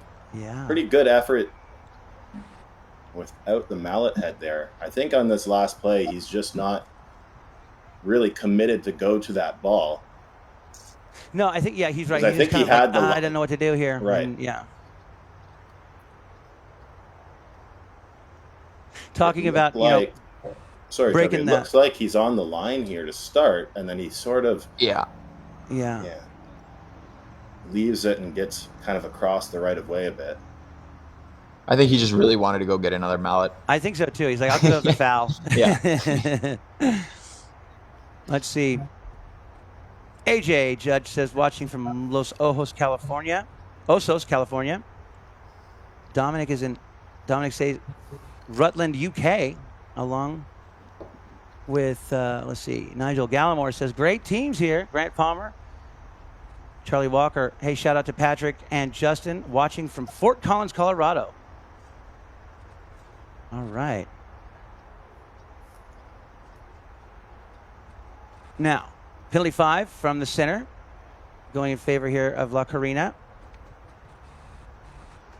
Here they go. He tries to get away from Schwenke. Now looking good. Lucas taking this one to the goal. Can he get there in time? Lucas needs to give it a little kiss. No way. What a goal right there. Beautifully executed play by Lucas Diaz-Alberti. And we're back to a tie ball game here, 7 goals apiece. He's feeling like MVP to me so far. I feel it's a good pick. Great finish. 4 goals on the day now, 2 there in the 4th chukker. Big stuff from Diaz-Alberti. All right, we're tied up at 7 goals apiece. Going to go to a quick break. We'll come right back to start the final 15 minutes of regulation time here on the USPA Polo Network. I'm Felipe Bercellino, and you are watching USPA Polo Network. Dating back 115 years, the Pacific Coast Open was first held in 1909 at the Coronado Polo Club in California, which was considered to be the winter polo resort of America.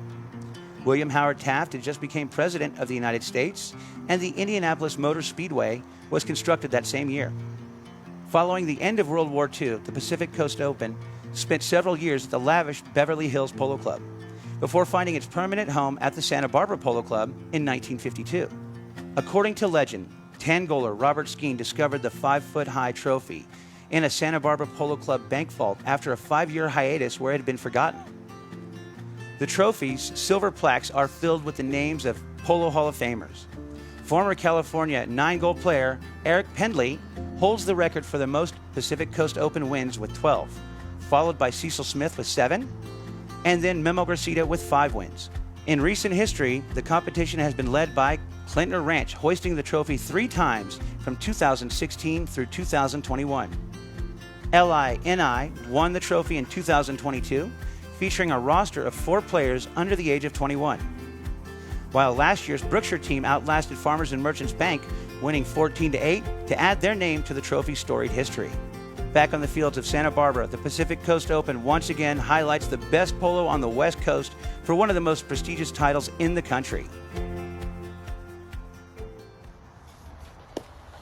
All right, welcome back, everyone, once again to the USPA Polo Network. We've got 15 minutes of regulation time left to go here. Chukker number 5 about to get underway. Let's check out our horse list. Well, we have a moment here. Okay, you know what? Yeah, we're going to wait. I don't think we have those lists. They seem to rotate them a lot here sometimes in the 5th and 6th chukkers. Well, I can tell you, Toby, our list here, 5 and 6, like you said, a lot of horses probably coming back here. So getting that info as the players decide. I can tell you, Santi Torres is on Summer. Brian Boyd is on Inez. Carlitos coming out on Open Vesta. And we'll see Lucas Escobar on Inkari Parlita. And Grant is on Inkari Ojeada. Ah, okay. Thank you. Okay, coming back right now. Let's see. Lucas leaves that one there for Versalino, who sends it forward once again down the field, going towards that ocean into the field. Oh, Lucas Alberti tried to do some poaching right there. Almost got it done. Now it's going to be Schwanke back on the ball. Challenged again, and now keeps it under control. Takes it back to the right. Now, Leon leaves it behind there, and here comes a shot on goal. Look at that. Beautifully done. Sending it straight on through. Versalino picks up the point. I think that was Lucas, actually. Was that Lucas? Yeah. Oh, yeah, because I looked over here. They said, yeah, I got the wrong info. You're right. Yep, Lucas did it. No, Beautiful. No, their helmets are super similar today. They Lucas really just are. changed Yeah, his they color, look a lot alike. Played a lot of polo together as well. Lucas. Yeah, they shredded this year in the Wellington Polo Tour.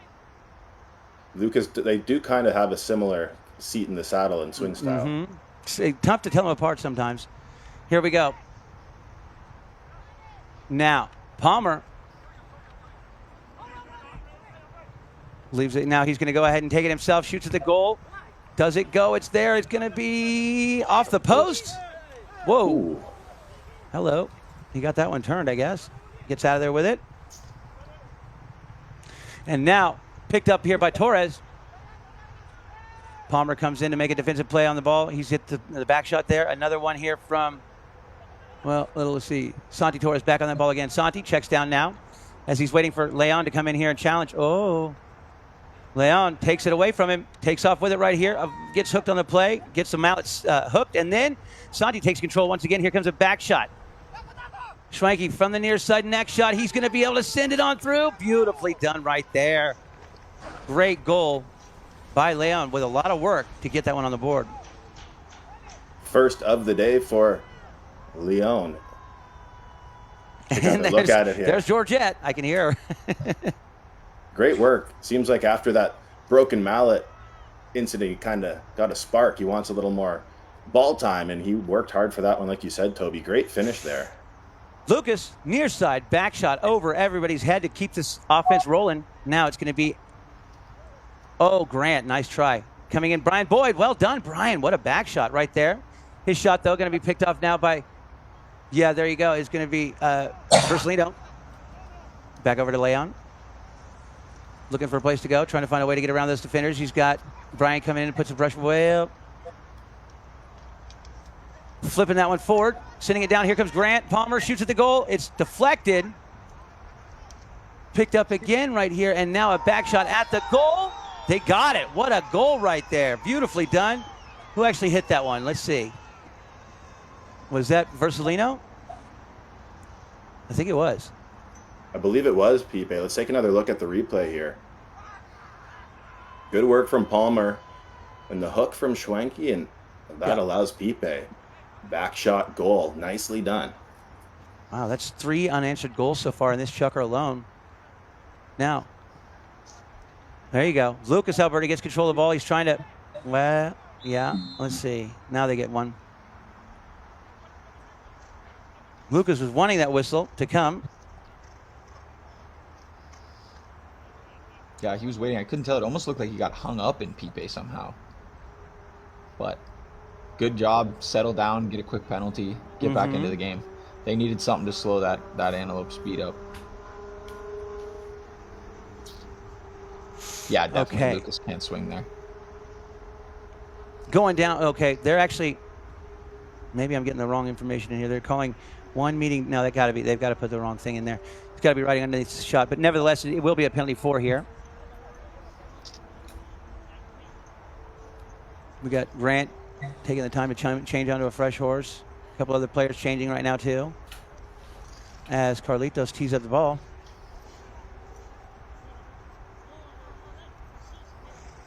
Poolsville. Okay. I think they're going to have Santi take this one. Like I said in that other one, when Carlitos wasn't having a great day on the line. He called up Santi, and Santi ended up making a bunch. So, wow, he's good. yeah.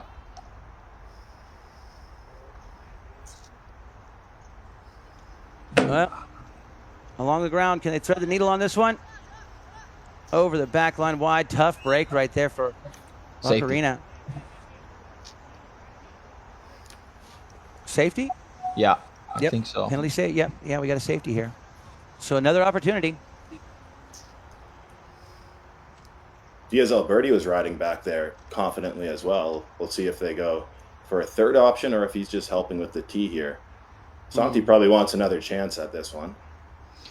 Yeah, these guys are super close too. I mean, I don't think anyone takes anything from someone else. Yeah, it's going to be Alberti now. Asking to hit it because, you know, they're a pretty tight-knit team now. I know they've been having a lot of team meetings and stuff, and so I think it's just whoever feels confident to hit it is going to take it.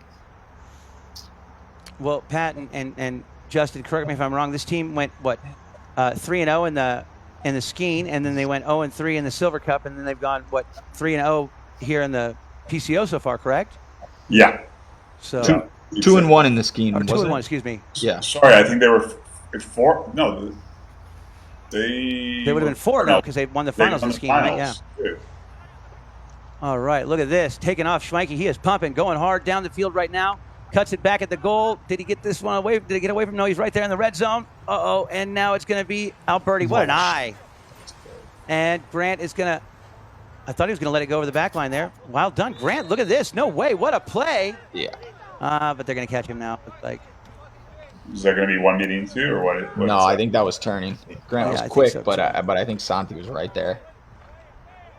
Sorry. When you were mentioning the records, I thought you were talking about La Karina. I didn't realize you were talking about Antelope.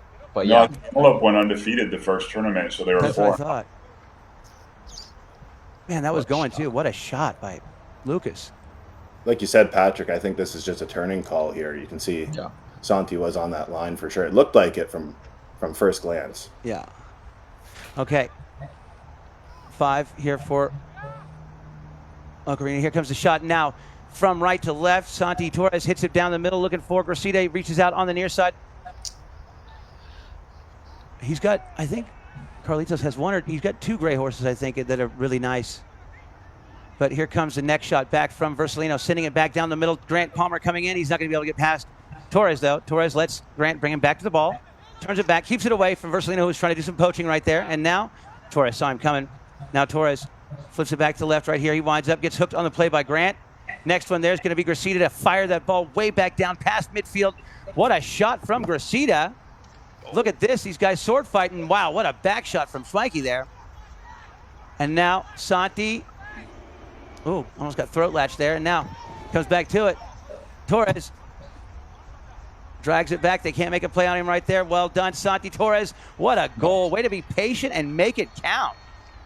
What a play. What a pass from Carlitos. I think he hit that unbelievable 150 yards right to Lucas.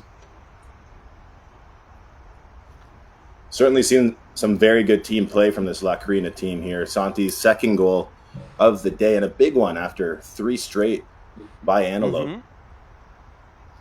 Yeah, now they're just 2 goals down. They got plenty of time left. We got another minute and a half here. Plus 6 shucker. Here comes knock-in. Gracida takes off with it right here. No, look at this. Now he's gone on a straight breakaway run. Carlitos from right to left. 3-quarter next shot. He's going to check it down a little bit. Take it back as he gets taken out by Versalino. Open back shot, though, from Lucas Escobar. Grant couldn't get that one picked up, and now Lucas Diaz Alberti's back on it. Lucas looking for a place to go here. He's going to drag it back left, then right, looking to get the defender to look over the wrong shoulder, then go the other way. Grant comes in, takes a swing at the ball, and now it's going to be Torres on it. Santi, they take clear white. I heard that. Then here comes the near side next shot. No, he's going to leave it for Carlitos. Carlitos gets it stolen away, though, by Lucas. Lucas with a deep next shot. It's deflected. Versalino. And now Carlitos goes to make a run right here, tries to get that horse to explode for him, but it's taken now by Versalino. And then here comes Lucas. Oh, man, that can't feel good with that broken rib. He's still able to get there, though. Lucas Escobar. Oh, man, nice try. And again, Torres checks it down. He's going to be challenged by Palmer. Gets away from him, now turns back, and here we go. Once again, Santi Torres, he's been playing great today. Can he make it count right here? Schwenke reaches out for the hook, doesn't get there. Now Torres fighting off that bouncing ball. He's able to keep it alive right here. Comes back in, takes it back to the right of the defender. Whoa. Yeah. What a play. I think Lucas is telling Carlitos how much he admires his play right there. Yes. Good way to put it, Patrick. You're amazing, I heard. Yeah. I believe that was the direct translation. Exactly. But great play by Santi there. We'll see what they end up calling here. I think Santi may be able to get that one because Leon was coming in quick, but going to be a good last chucker depending on how this penalty comes. For sure. We'll find out what the play is going to be after this quick break here, so stay with us. We'll be right back here for the conclusion of the NetJets Pacific Coast Open semifinal number 1. 10-8 the score. We'll be right back here on the USPA Polo Network. All in line and ready for the start. There is a moment in every horse race when expectation spins into realization. Oh, and they go to a terrific start. But no one's going to catch your horse. Unbelievable. And they're into the stretch. And you probably also thought to yourself, wouldn't it be even better if I could truly call that racehorse my own? Wicked Strong wins it, going away. Well, why couldn't you?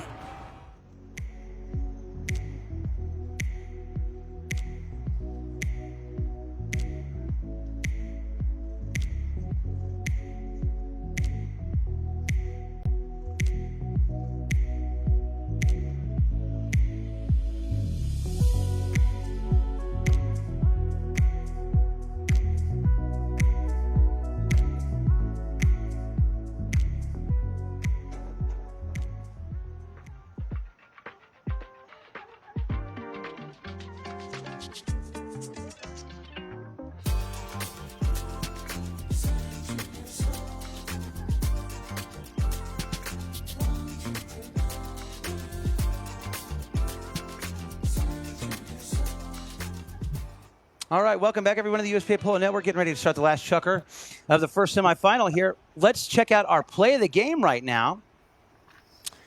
This is going to be a good one here. This is that Lucas DSL birdie, like, bomber shot that he sent down here. Yeah, one of 4 goals on the day, all from the field here for Alberti. Playing phenomenal. Again, of course, he's got that 10-goal blood running through his veins, and boy, this was just a bullet. That was beautiful.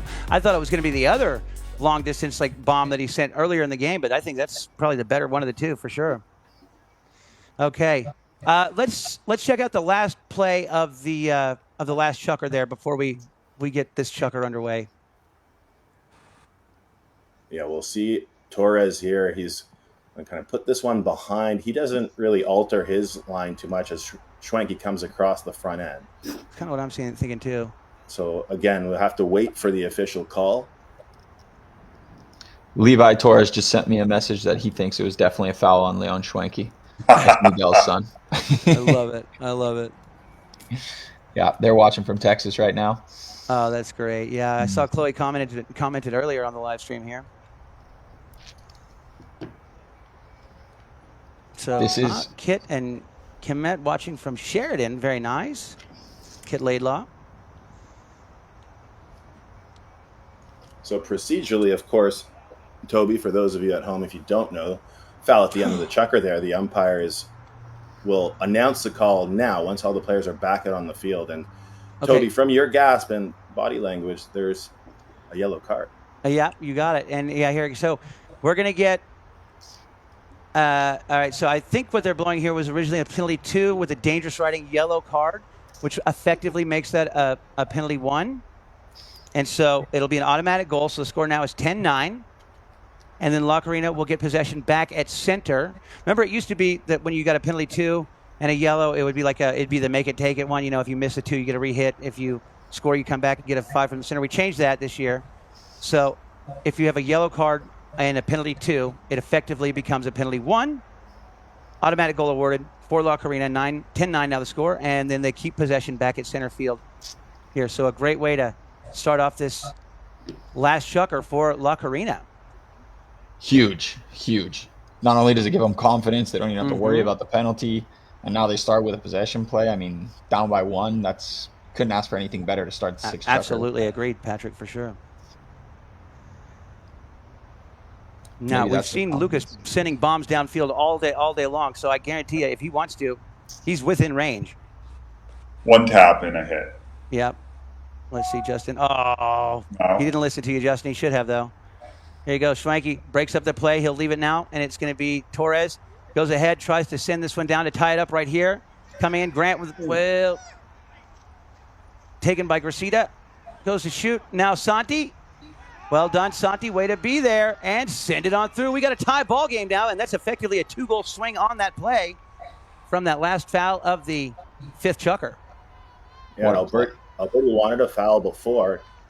Moot point because they end up getting the goal. I think Alberti might have had to move over if we look at that play again. But here's the finish. Again, this La Karina team, just really good team play. Like you were saying, Pat, it just seems like they're, all 3 of those guys, all 4 players, I should say, are really gelling.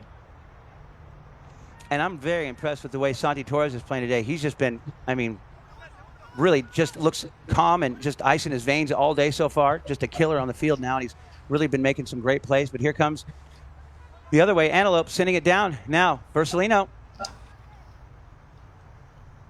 working this way down the left-hand side here. He's got his teammates. He's got Grant now. Will take the man wide. Grant comes back to that ball on the offside. Grant Palmer in the red zone. Can't get that shot off. Lucas Alberti with a tail shot. Back over here. And again picked up and turned back by Torres, who goes ahead. He breaks back. Oh, well done. Lucas Escobar wins the hook. Turns it back. Escobar shoots at the goal. Well done. Open back shot. And again, Lucas knocks it down. Gets it out from underneath his horse. Hits a back shot here. It's deflected. Carlitos with a tail shot. Back over to the boards. Lucas goes in there to try to make a play on the ball. Escobar. Oh. Versalino sends it back over here. Here comes. Good play there by Palmer to come in there and make a play. Now it's going to be Lucas Alberti back on that ball. Keeps it away from the defender. Takes off running back around to the right-hand side again. He's got Lucas Escobar to put him in the pocket. He's going to hit the ball down, trying to find the seam right here as he gets this shot back up to Schwanke, who comes in. He's going to hit a tail shot. Uh-oh. And now here goes Schwanke. Takes the man, leaves that ball. What a play for Escobar. He's trying to get that ball back up there to Palmer. Comes up a little short. And now Schwanke, whoa, interesting play there. Tail shot here from Palmer. Well done. Wow, they kept it in play. That was awesome. Lucas trying to get out of there with that ball. They've done in their end a long time. They have. Oh, no. Didn't mean to do that. He's able to make it work for him, though. He takes it off to the left-hand side. Gets on a run right here, Lucas Alberti. Still with that ball, going both sides of the horse. Near side, offside, keeps it away from Lucas Escobar. Horse kicks it down. Now Torres, one time, tries to hit it back up there to Alberti, but he's covered up. And now Escobar with a tail shot to the boards. Over here for Palmer. Schwanke going up for Palmer's pass. I love to see that. Now Torres with a back shot to the boards, setting up Gracida. Carlitos turns it back up, waiting for some help from his teammates. Now, and he's going to hit a neck shot. Back down looking for Torres. But it's going to be a tail shot there. Back over from Lucas to Schwanke here. Leon. Down the right-hand side. Sweeping in there to pick up the play. Nice hit downfield here from Escobar. And again, Carlitos comes in. He hits a tail shot back to the center. Alberti comes in. Whoa. Wow. Yeah, okay. I was going to say that's Some tired horse. That's off speed Very or just tired tired. horse or what it is. But yeah, definitely something.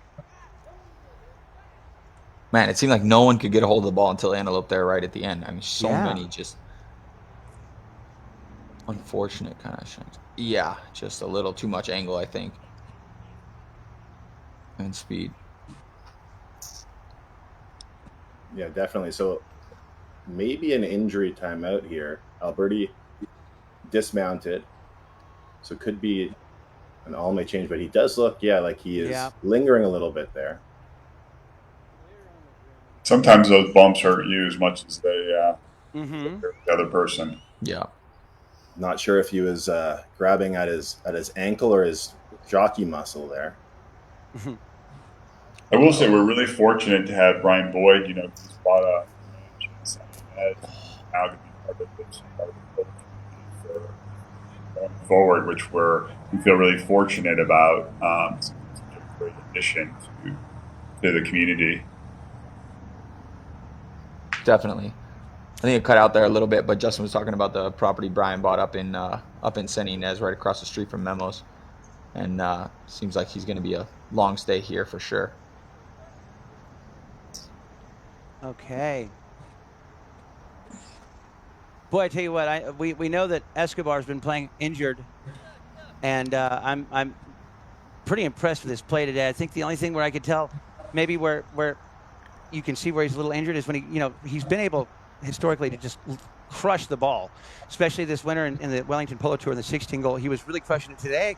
I'm not seeing him get at quite as much distance as he normally does, but other than that, I don't think I've really seen him show any kind of tear, wear tear here from that injury. So hats off to him. Yeah, he's certainly not showing it. I think, like you said, he maybe not hitting the ball as well as he normally would, probably hard, feeling a little stiff. But like you said, if we didn't know he had those injured ribs, you wouldn't really be able to tell. Definitely not. I talked to you guys. It could probably speak to this too, guys. Patrick and Justin, but I spoke with Carlitos last night, and he said that he broke his tibia earlier in the season, and so he's kind of just coming back now from the injured reserve list himself. Is that right? Yeah, last practice before their first game, he had a fall, unfortunately, up at Folded Hills, and broke his ankle right then. And I think that was another tough part for Karina, not having too much success at the beginning. They've just had so many interchanging parts. They play with Santino Magrini for a bit, they play with Nano for a bit, and it's hard to get a rhythm for, especially Brian. He's played the 12 goal here and stuff, but not the 16 goal. Having his first season and having really 3 different teams in 3 different tournaments is tough. Yes. So you see them finally with their full team and getting a rhythm, and obviously now in the semifinals, tied with Antelope, who's arguably been the best team in this whole 16 goal season. And who knows what La Karina could have been from the beginning had Carlitos stayed healthy the whole way. Well, I just got some information in from the field here. We had all right. So the original call on the field was an uneven ride-off against Alberti, and then they challenged that call, and the challenge was declined. So the ruling on the field is going to stand here once we get Lucas mounted back up. He's back on his feet, as you can see there, top of your screen. So I've been watching you, Toby, for a while. I mean, is it at some point we do the overtime thing pretty soon? Well, we should have. You're right. It's been a while since we've been on the live stream, so I'm still a little rusty here. You're right. I should have asked before going into this shucker. What's the OT prediction? Now let's get one from Kelly. I want to get from all 3 of you guys. What do y'all say? Not really fair to me to ask right at this point with 3:33 left to go, but I'm going to ask anyway. I'm going to go with overtime. All right, I like it. Yeah, it's sort of smelling like overtime here. Oh, okay. I you like guys, it, boys. Just to play devil's advocate, I'll go no overtime since the Clinton Ranch boys both said yes. There you go. A good call there, Justin. I can't believe I forgot to ask about OT. You're right. I'm interested. Toby, was there? I know you get the field side calls. Yep. Was there anything about a yellow flag there? Just because I remember that play with Leon on the other side that was similar to the way he swiped Santi. If maybe they might have pulled a yellow on. There could have been, maybe even should have, but nope. There's no yellow card indicating here. It's going to be a penalty 2 going in favor of Antelope. And like I said, the only other information that I got coming in is that it's a challenge that was declined. The ruling on the field is confirmed. Uneven ride-off. Could have gone uneven or off speed for that matter. But you're right. I think that could have been a potential yellow on that play, especially with the horses. You could tell the horse has been running and running and running. They were a little tired on that one too. So yeah, I like the non-yellow. And I mean, maybe that even fed into it, like what you just said about the horse being tired, that the umpires realized that it maybe looked more egregious because of how tired that horse was. Yeah. And obviously that's not something you can take into account for the danger of the play. So I think it was a good call, and we'll see it. I mean, penalty 2 either way for Antelope to go up by 1. And it looks like Lucas is just asking for a little more time to get some air before getting back on. Yeah, he gets 10 minutes, but I'm sure he's fine. Well, he'll be fine in just a second here. There's Memo.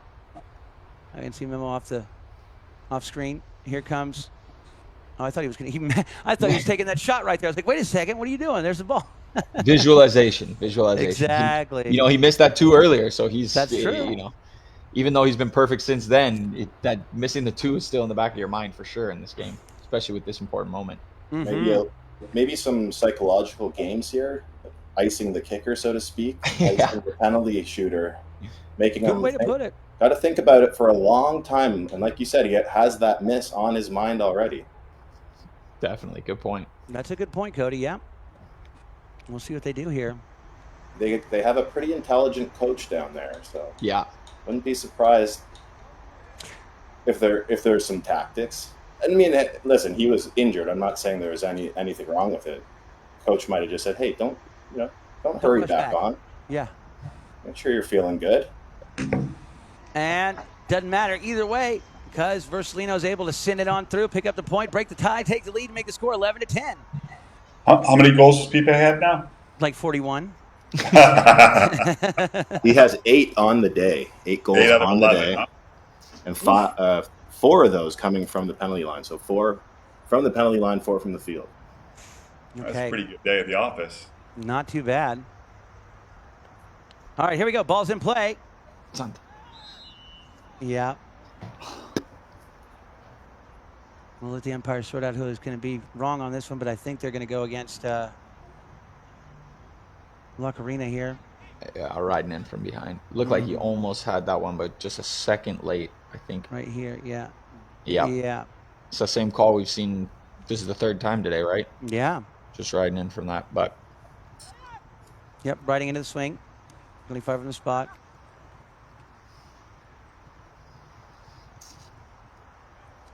Okay. 9 fouls to 12. So Antelope giving up 12 fouls. La Karina 9. Look at this shot. Man, what a huge shot downfield. Look at that. He puts it inside the 30. Now Alberti lost it for a second. Torres comes in to help out.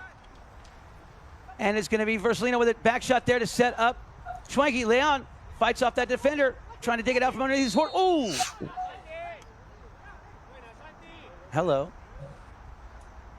Great play. I think Lucas Escobar heard us talking about him not hitting the ball as well.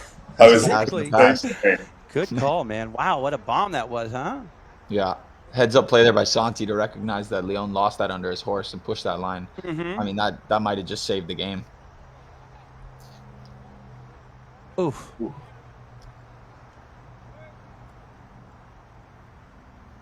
All right. Oh, Grant, well done. What a read right there. Grant comes back to it, stolen back. It's going to be recovered here, though, by Lucas Alberti.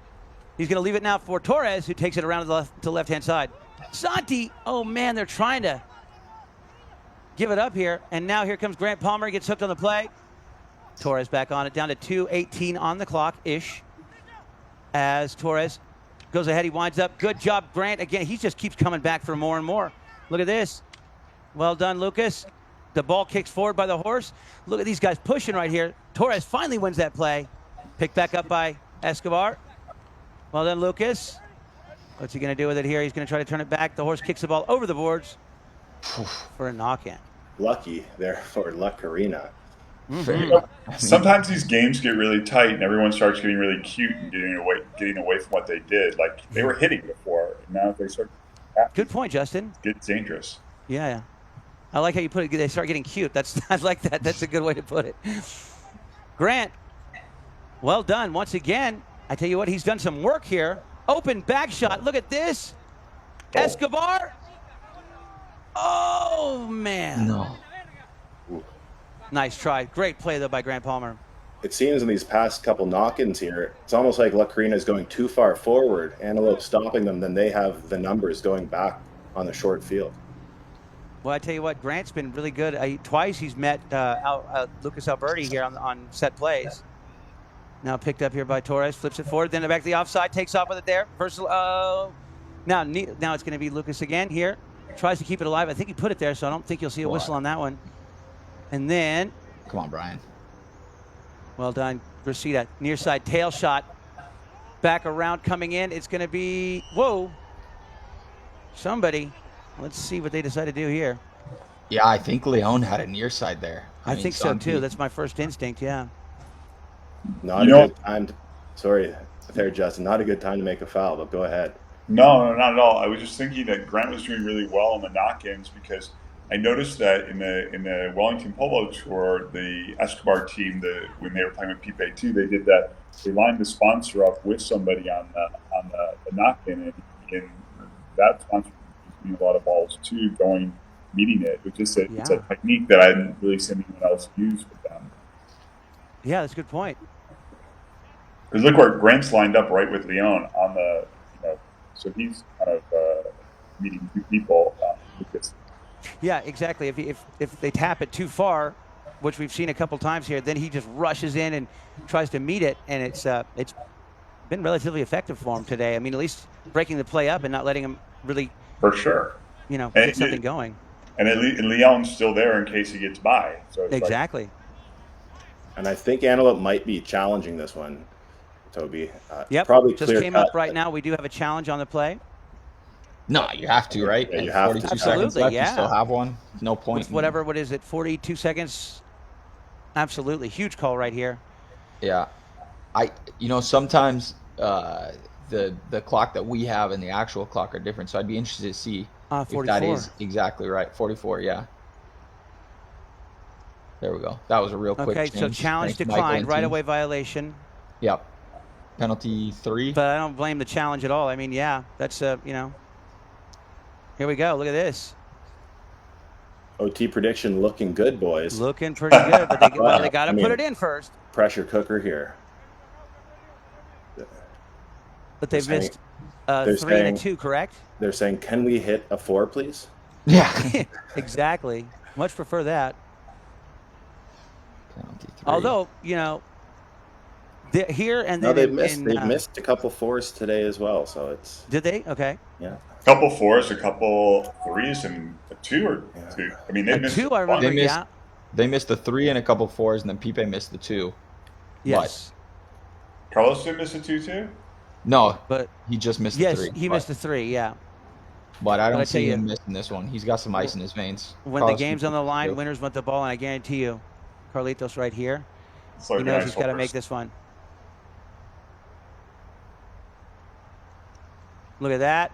Can they get it knocked down? Well no done. way. They got it. That's, right. And Georgette right now is screaming for her team. I'm feeling really good about this overtime thing. Yeah. I think it's, all right, I'm going to go down a limb. I'm going to say right now, next goal's going to win the game one way or another, okay? Yeah. Interesting too, Carlos walking up to the 3. Tough, I would imagine, to defend. Patrick to defend that. Mm-hmm. Yeah, the timing of it. Yeah. Well And, done, what a meet right here. Uh-oh. Schwanke's gone. He's got 11 seconds. He could do it. This could be it right here. Looks over his shoulder. He's going to have to get the job done right here. He takes a shot. It's off to the left now. Back shot from Torres. Overtime coming. Good OT prediction, fellas. Look at that. Well done. That was my first prediction. I'm 100%. That was your second prediction. You've been 100%. You got Pipe's penalty and that. Oh, that's true. And if I'm just going to say, if Antelope wins by 1, I'll will 1 on 3 today. Yeah. Okay. All right, okay. I like it. I'm just going to stop in there, but. Hey, that's great. All right, well, stay with us. We're going to go to a break. We're going to come back for sudden death OT here in the first semifinal of the 2024 NetJets Pacific Coast Open, only on the USPA Polo Network.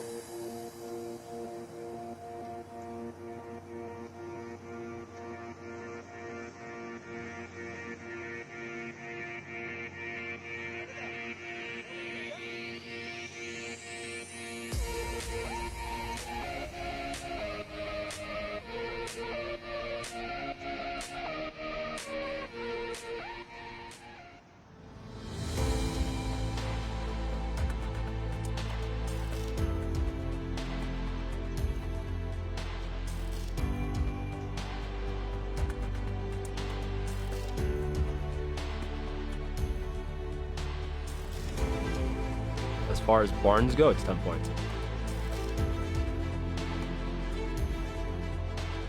The weather, the scenic views are unbelievable. To be up here in the mountains in this weather, I don't think you have many choices nicer than this.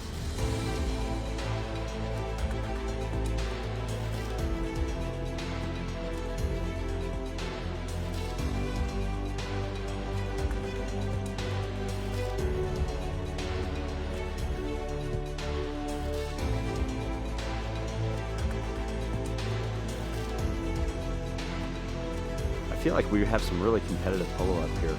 It's friendly competitive polo.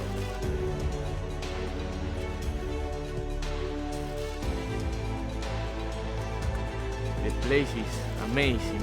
Good polo fields, good players, good horses, so it's a good experience. It's really good.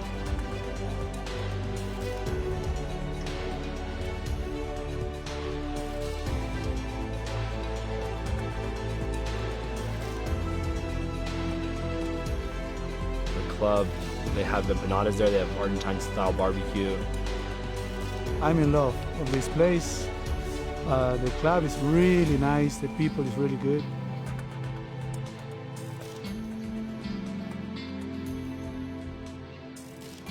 At least what I can see is that it's an amazing place to be playing polo with the family and with good friends, enjoying, and the weather is great. I can't complain at all. There's so much to do up here, and people are great, and there's some of the best polo in the country up there.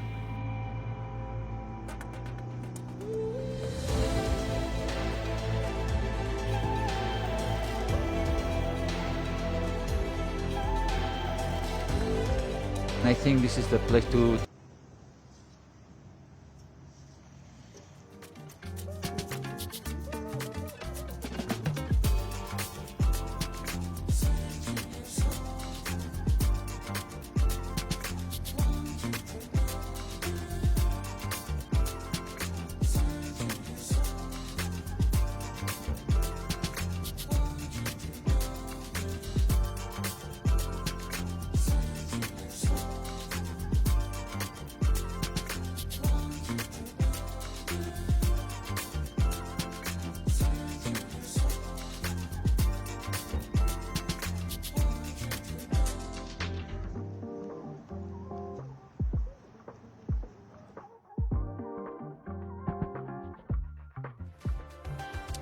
All right, welcome back, everyone, to the USPA Polo Network. Getting ready to start the sudden death overtime chucker. Let's check out our stats here for the game so far.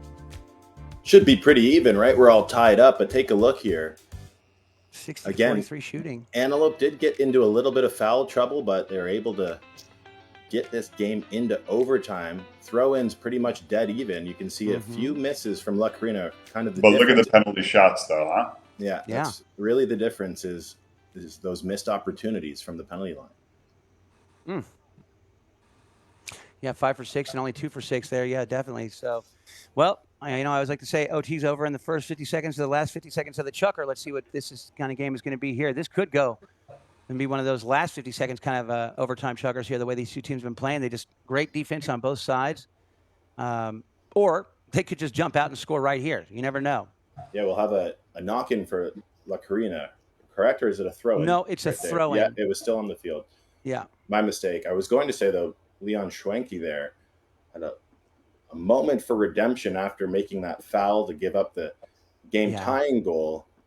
Tough play for sure for Leon, but coming back to that ball, a little bouncing on the near side. Well, but Antelope going short, right? Yeah, they're going short, but La Karina has the offensive side of throwing. Yeah. So watch Lucas Alberti. He should be able to win this one if it goes all the way through the back end. Here we go. Ball's in play. It's going to be stopped. Schwenke got a piece of it. Now, Lucas and Carlitos wins the play ultimately and comes out of there with it. Carlos Rashida taking the ball on the bounce out of the air. Got a little help from his horse. Keeps on running down the left. He winds up, fires. It's got some hang time. He takes it out of the air. What an eye. And now, look at this horse accelerate right here. Wow. What a play. Got there for the near side back shot. Schwenke comes in. He's going to take the hit from Torres. And then Lucas looking for the whistle, doesn't find it though. Now it's going to be taken here again by Gracida. He takes off running, avoids the hook, tries to from Palmer. Now, Alberti keeps it moving here. Alberti still on the attack. Yeah. Look at this. He's going to accelerate past the man. He got away from him for a second there. Now, Schwenke jumps on it. Whoop. Yep. Oh, well done, Schwenke, with some patience there. Definitely. Especially got a foul. I think they just got a little aggressive, but Matt Carlos was everywhere to start that beginning, and what a shot down the field out of the air. Unbelievable, huh? That was so cool. And no luck, every single ball he hit there was bouncing half a foot or more off the ground. So what's that center hit? And yeah, Scott like you Devon's said, tuning in, and he says, "Let's go, Brian." That's awesome. like you said, Pat, there, I think Santi was going, looking for the foul. Good job by Schwenke there, just being patient. Mm-hmm. Yeah. To catch Santi riding into him. Virtually no no opportunity. hit, or does he dribble? Give me your call. Lucas, I think, hits it. Oh, Lucas. I think so too. Sure. Yeah, Lucas will hit. Yeah, he's going for it one time. Oh no, we got totally away from him, off to the right-hand side. Well, maybe they meant to do that. We'll see here in a second. Back shot there from Alberti, and then a belly shot attempt from Palmer, and yeah. No. Yeah, I think they're going to catch Grant here. Yeah, this one's going to move probably to, well, it could go center. Well, remember, each team does have a challenge back again for OT. Let's take a look at it. Yeah, from the drone. Kind of hard to see from the drone, but Get tight when umpire's standing right on top of it. yeah. I didn't know that. So they get another challenge in overtime? I believe so. Yeah. Traditionally, that's how it's always been. You get one challenge per game, and then in overtime, you get a challenge back for OT. Each team gets a challenge for OT. Oh, did it look like they were going to move that all the way to the 4? Well, I think either way here, one of the teams will challenge. Maybe not yet. I mean, especially where it was. If they're going to center, I would say don't challenge yet. Well, it looked like the umpires were riding down towards. Maybe they are penalty challenging ball lines. placement here. Yeah, that's what I was going to say, Toby. I think either way, we might see one of these two teams challenge ball placement. Could be. I don't think you can give a goal shot from there. I mean, we'll see what they decide. I mean, speak to the umpires in any way, but I hear what you're saying, though. Was there anyone back though? No. Well, it didn't look like it. It could be a 4. You're right. Yeah, but is Grant not considered the guy back there? If he's even though he's the one fouling? Last man in front. Perhaps we can look at it one more time while the umpires and third man review. Yeah. So you'll see right here, he taps that ball forward right there. Grant is going to get caught there. And so, and look at so as he's turning the ball, they call the call on the field here is going to be turning. Okay, so there was a challenge. I'm not sure who challenged. Right of way is going to be the call on the field. Challenge is declined. Penalty 4 awarded to La Karina. Wow. All right, well, this is no one was back. They have not had much luck from the penalty 4 line, but all you need is one right now. Now it's OT, right? It'll be interesting to see who everyone's taking a shot at this. I would expect Carlitos Carlos. this one. Yeah. Carlos is 1-3. I don't think we're going to go. Yeah, let's see. They're asking which ball. Okay. Oh, I thought he was down at the 3 line. Never mind. I'm sorry. I take that back. It's a penalty 4 here. So, yeah, it is a 4. I thought Carlos was like, no, make it a 3. That'd be a little bit too much of a move there, but. Well, Toby. Okay, so 50. I just got word. Sorry, guys. Didn't mean to interrupt you. But, so, placement challenge by Antelope. No one back. Santi had possession. So, yep, that makes sense. Thank you, Fergus. So they're saying no one back. So you were asking if Grant is considered the last man back. He's not. He fouled the play, and there was nobody back there. So that makes sense, Like if you make that a center hit, and then it almost becomes a good foul for Antelope because you take all those guys that are behind the ball and put them in front of the ball, right? So, come on. Makes sense. Okay, here we go. Torres for the win. Oh, he's coming to it at an angle here a little bit. Torres, it's up. and it's going to be wide over the back line. Oh. All right, so they're still alive here. Lucas. They called play. He brings it in. Carlitos is there. Put pressure on Escobar. Escobar looks left and hits right. Right there to Versalino, waiting for Lucas to go do something, or go be a target for him or get behind him, something. But here he goes. He's going to take off running right now. He might have hit it too far because Gracida's going to get there with a tail shot. Back over here for Alberti. He'll pick up the ball.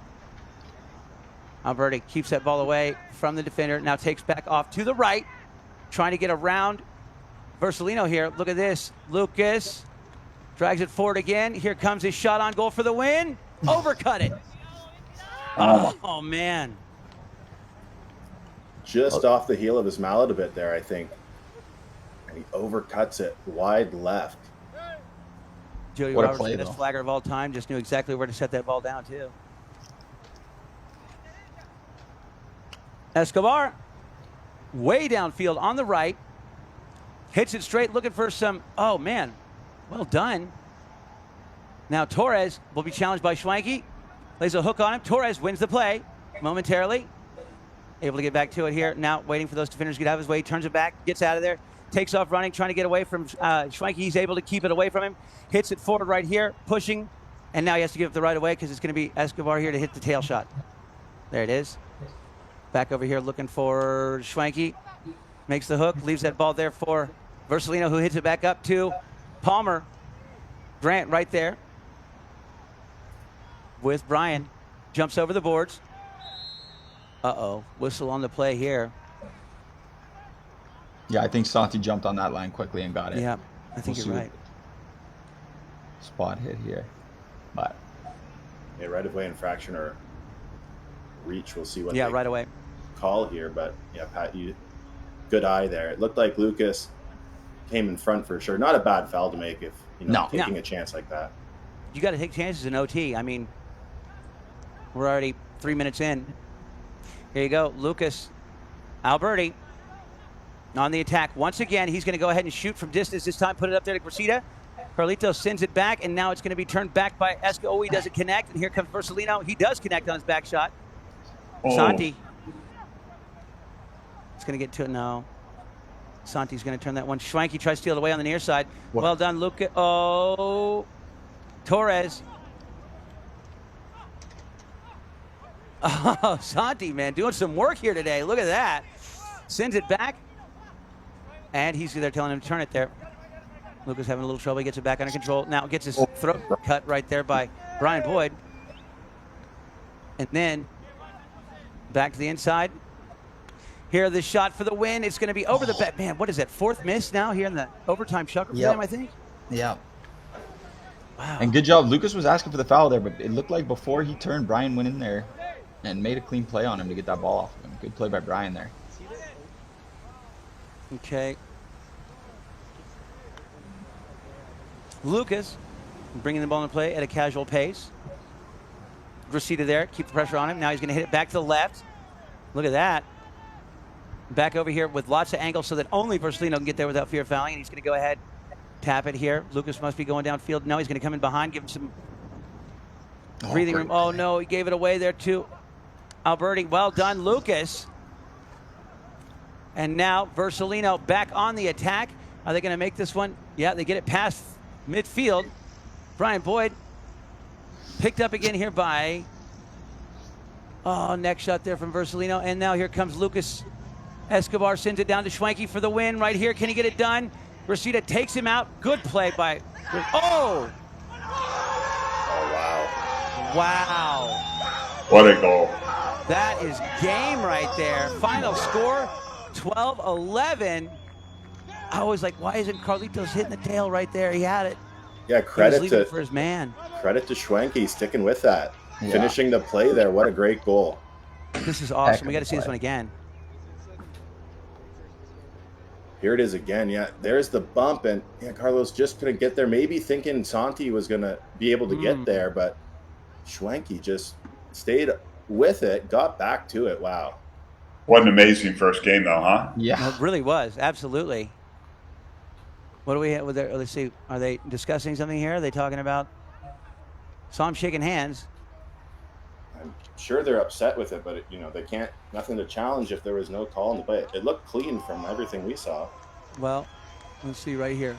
Foul. I don't know. That looks like it could be pretty close. I mean, but I'm going to say high goal play instead of a foul there, honestly. It's tough in overtime, right? I mean, yeah. I think, you know what? Well, Great win. Karina definitely had their chances. Yeah, I got to say, Yeah. I feel like La Karina outplayed Antelope in this game. But, all the credit to Antelope. They stuck with it. Played really well. And La Karina, they're gonna regret those penalty misses for sure. For sure.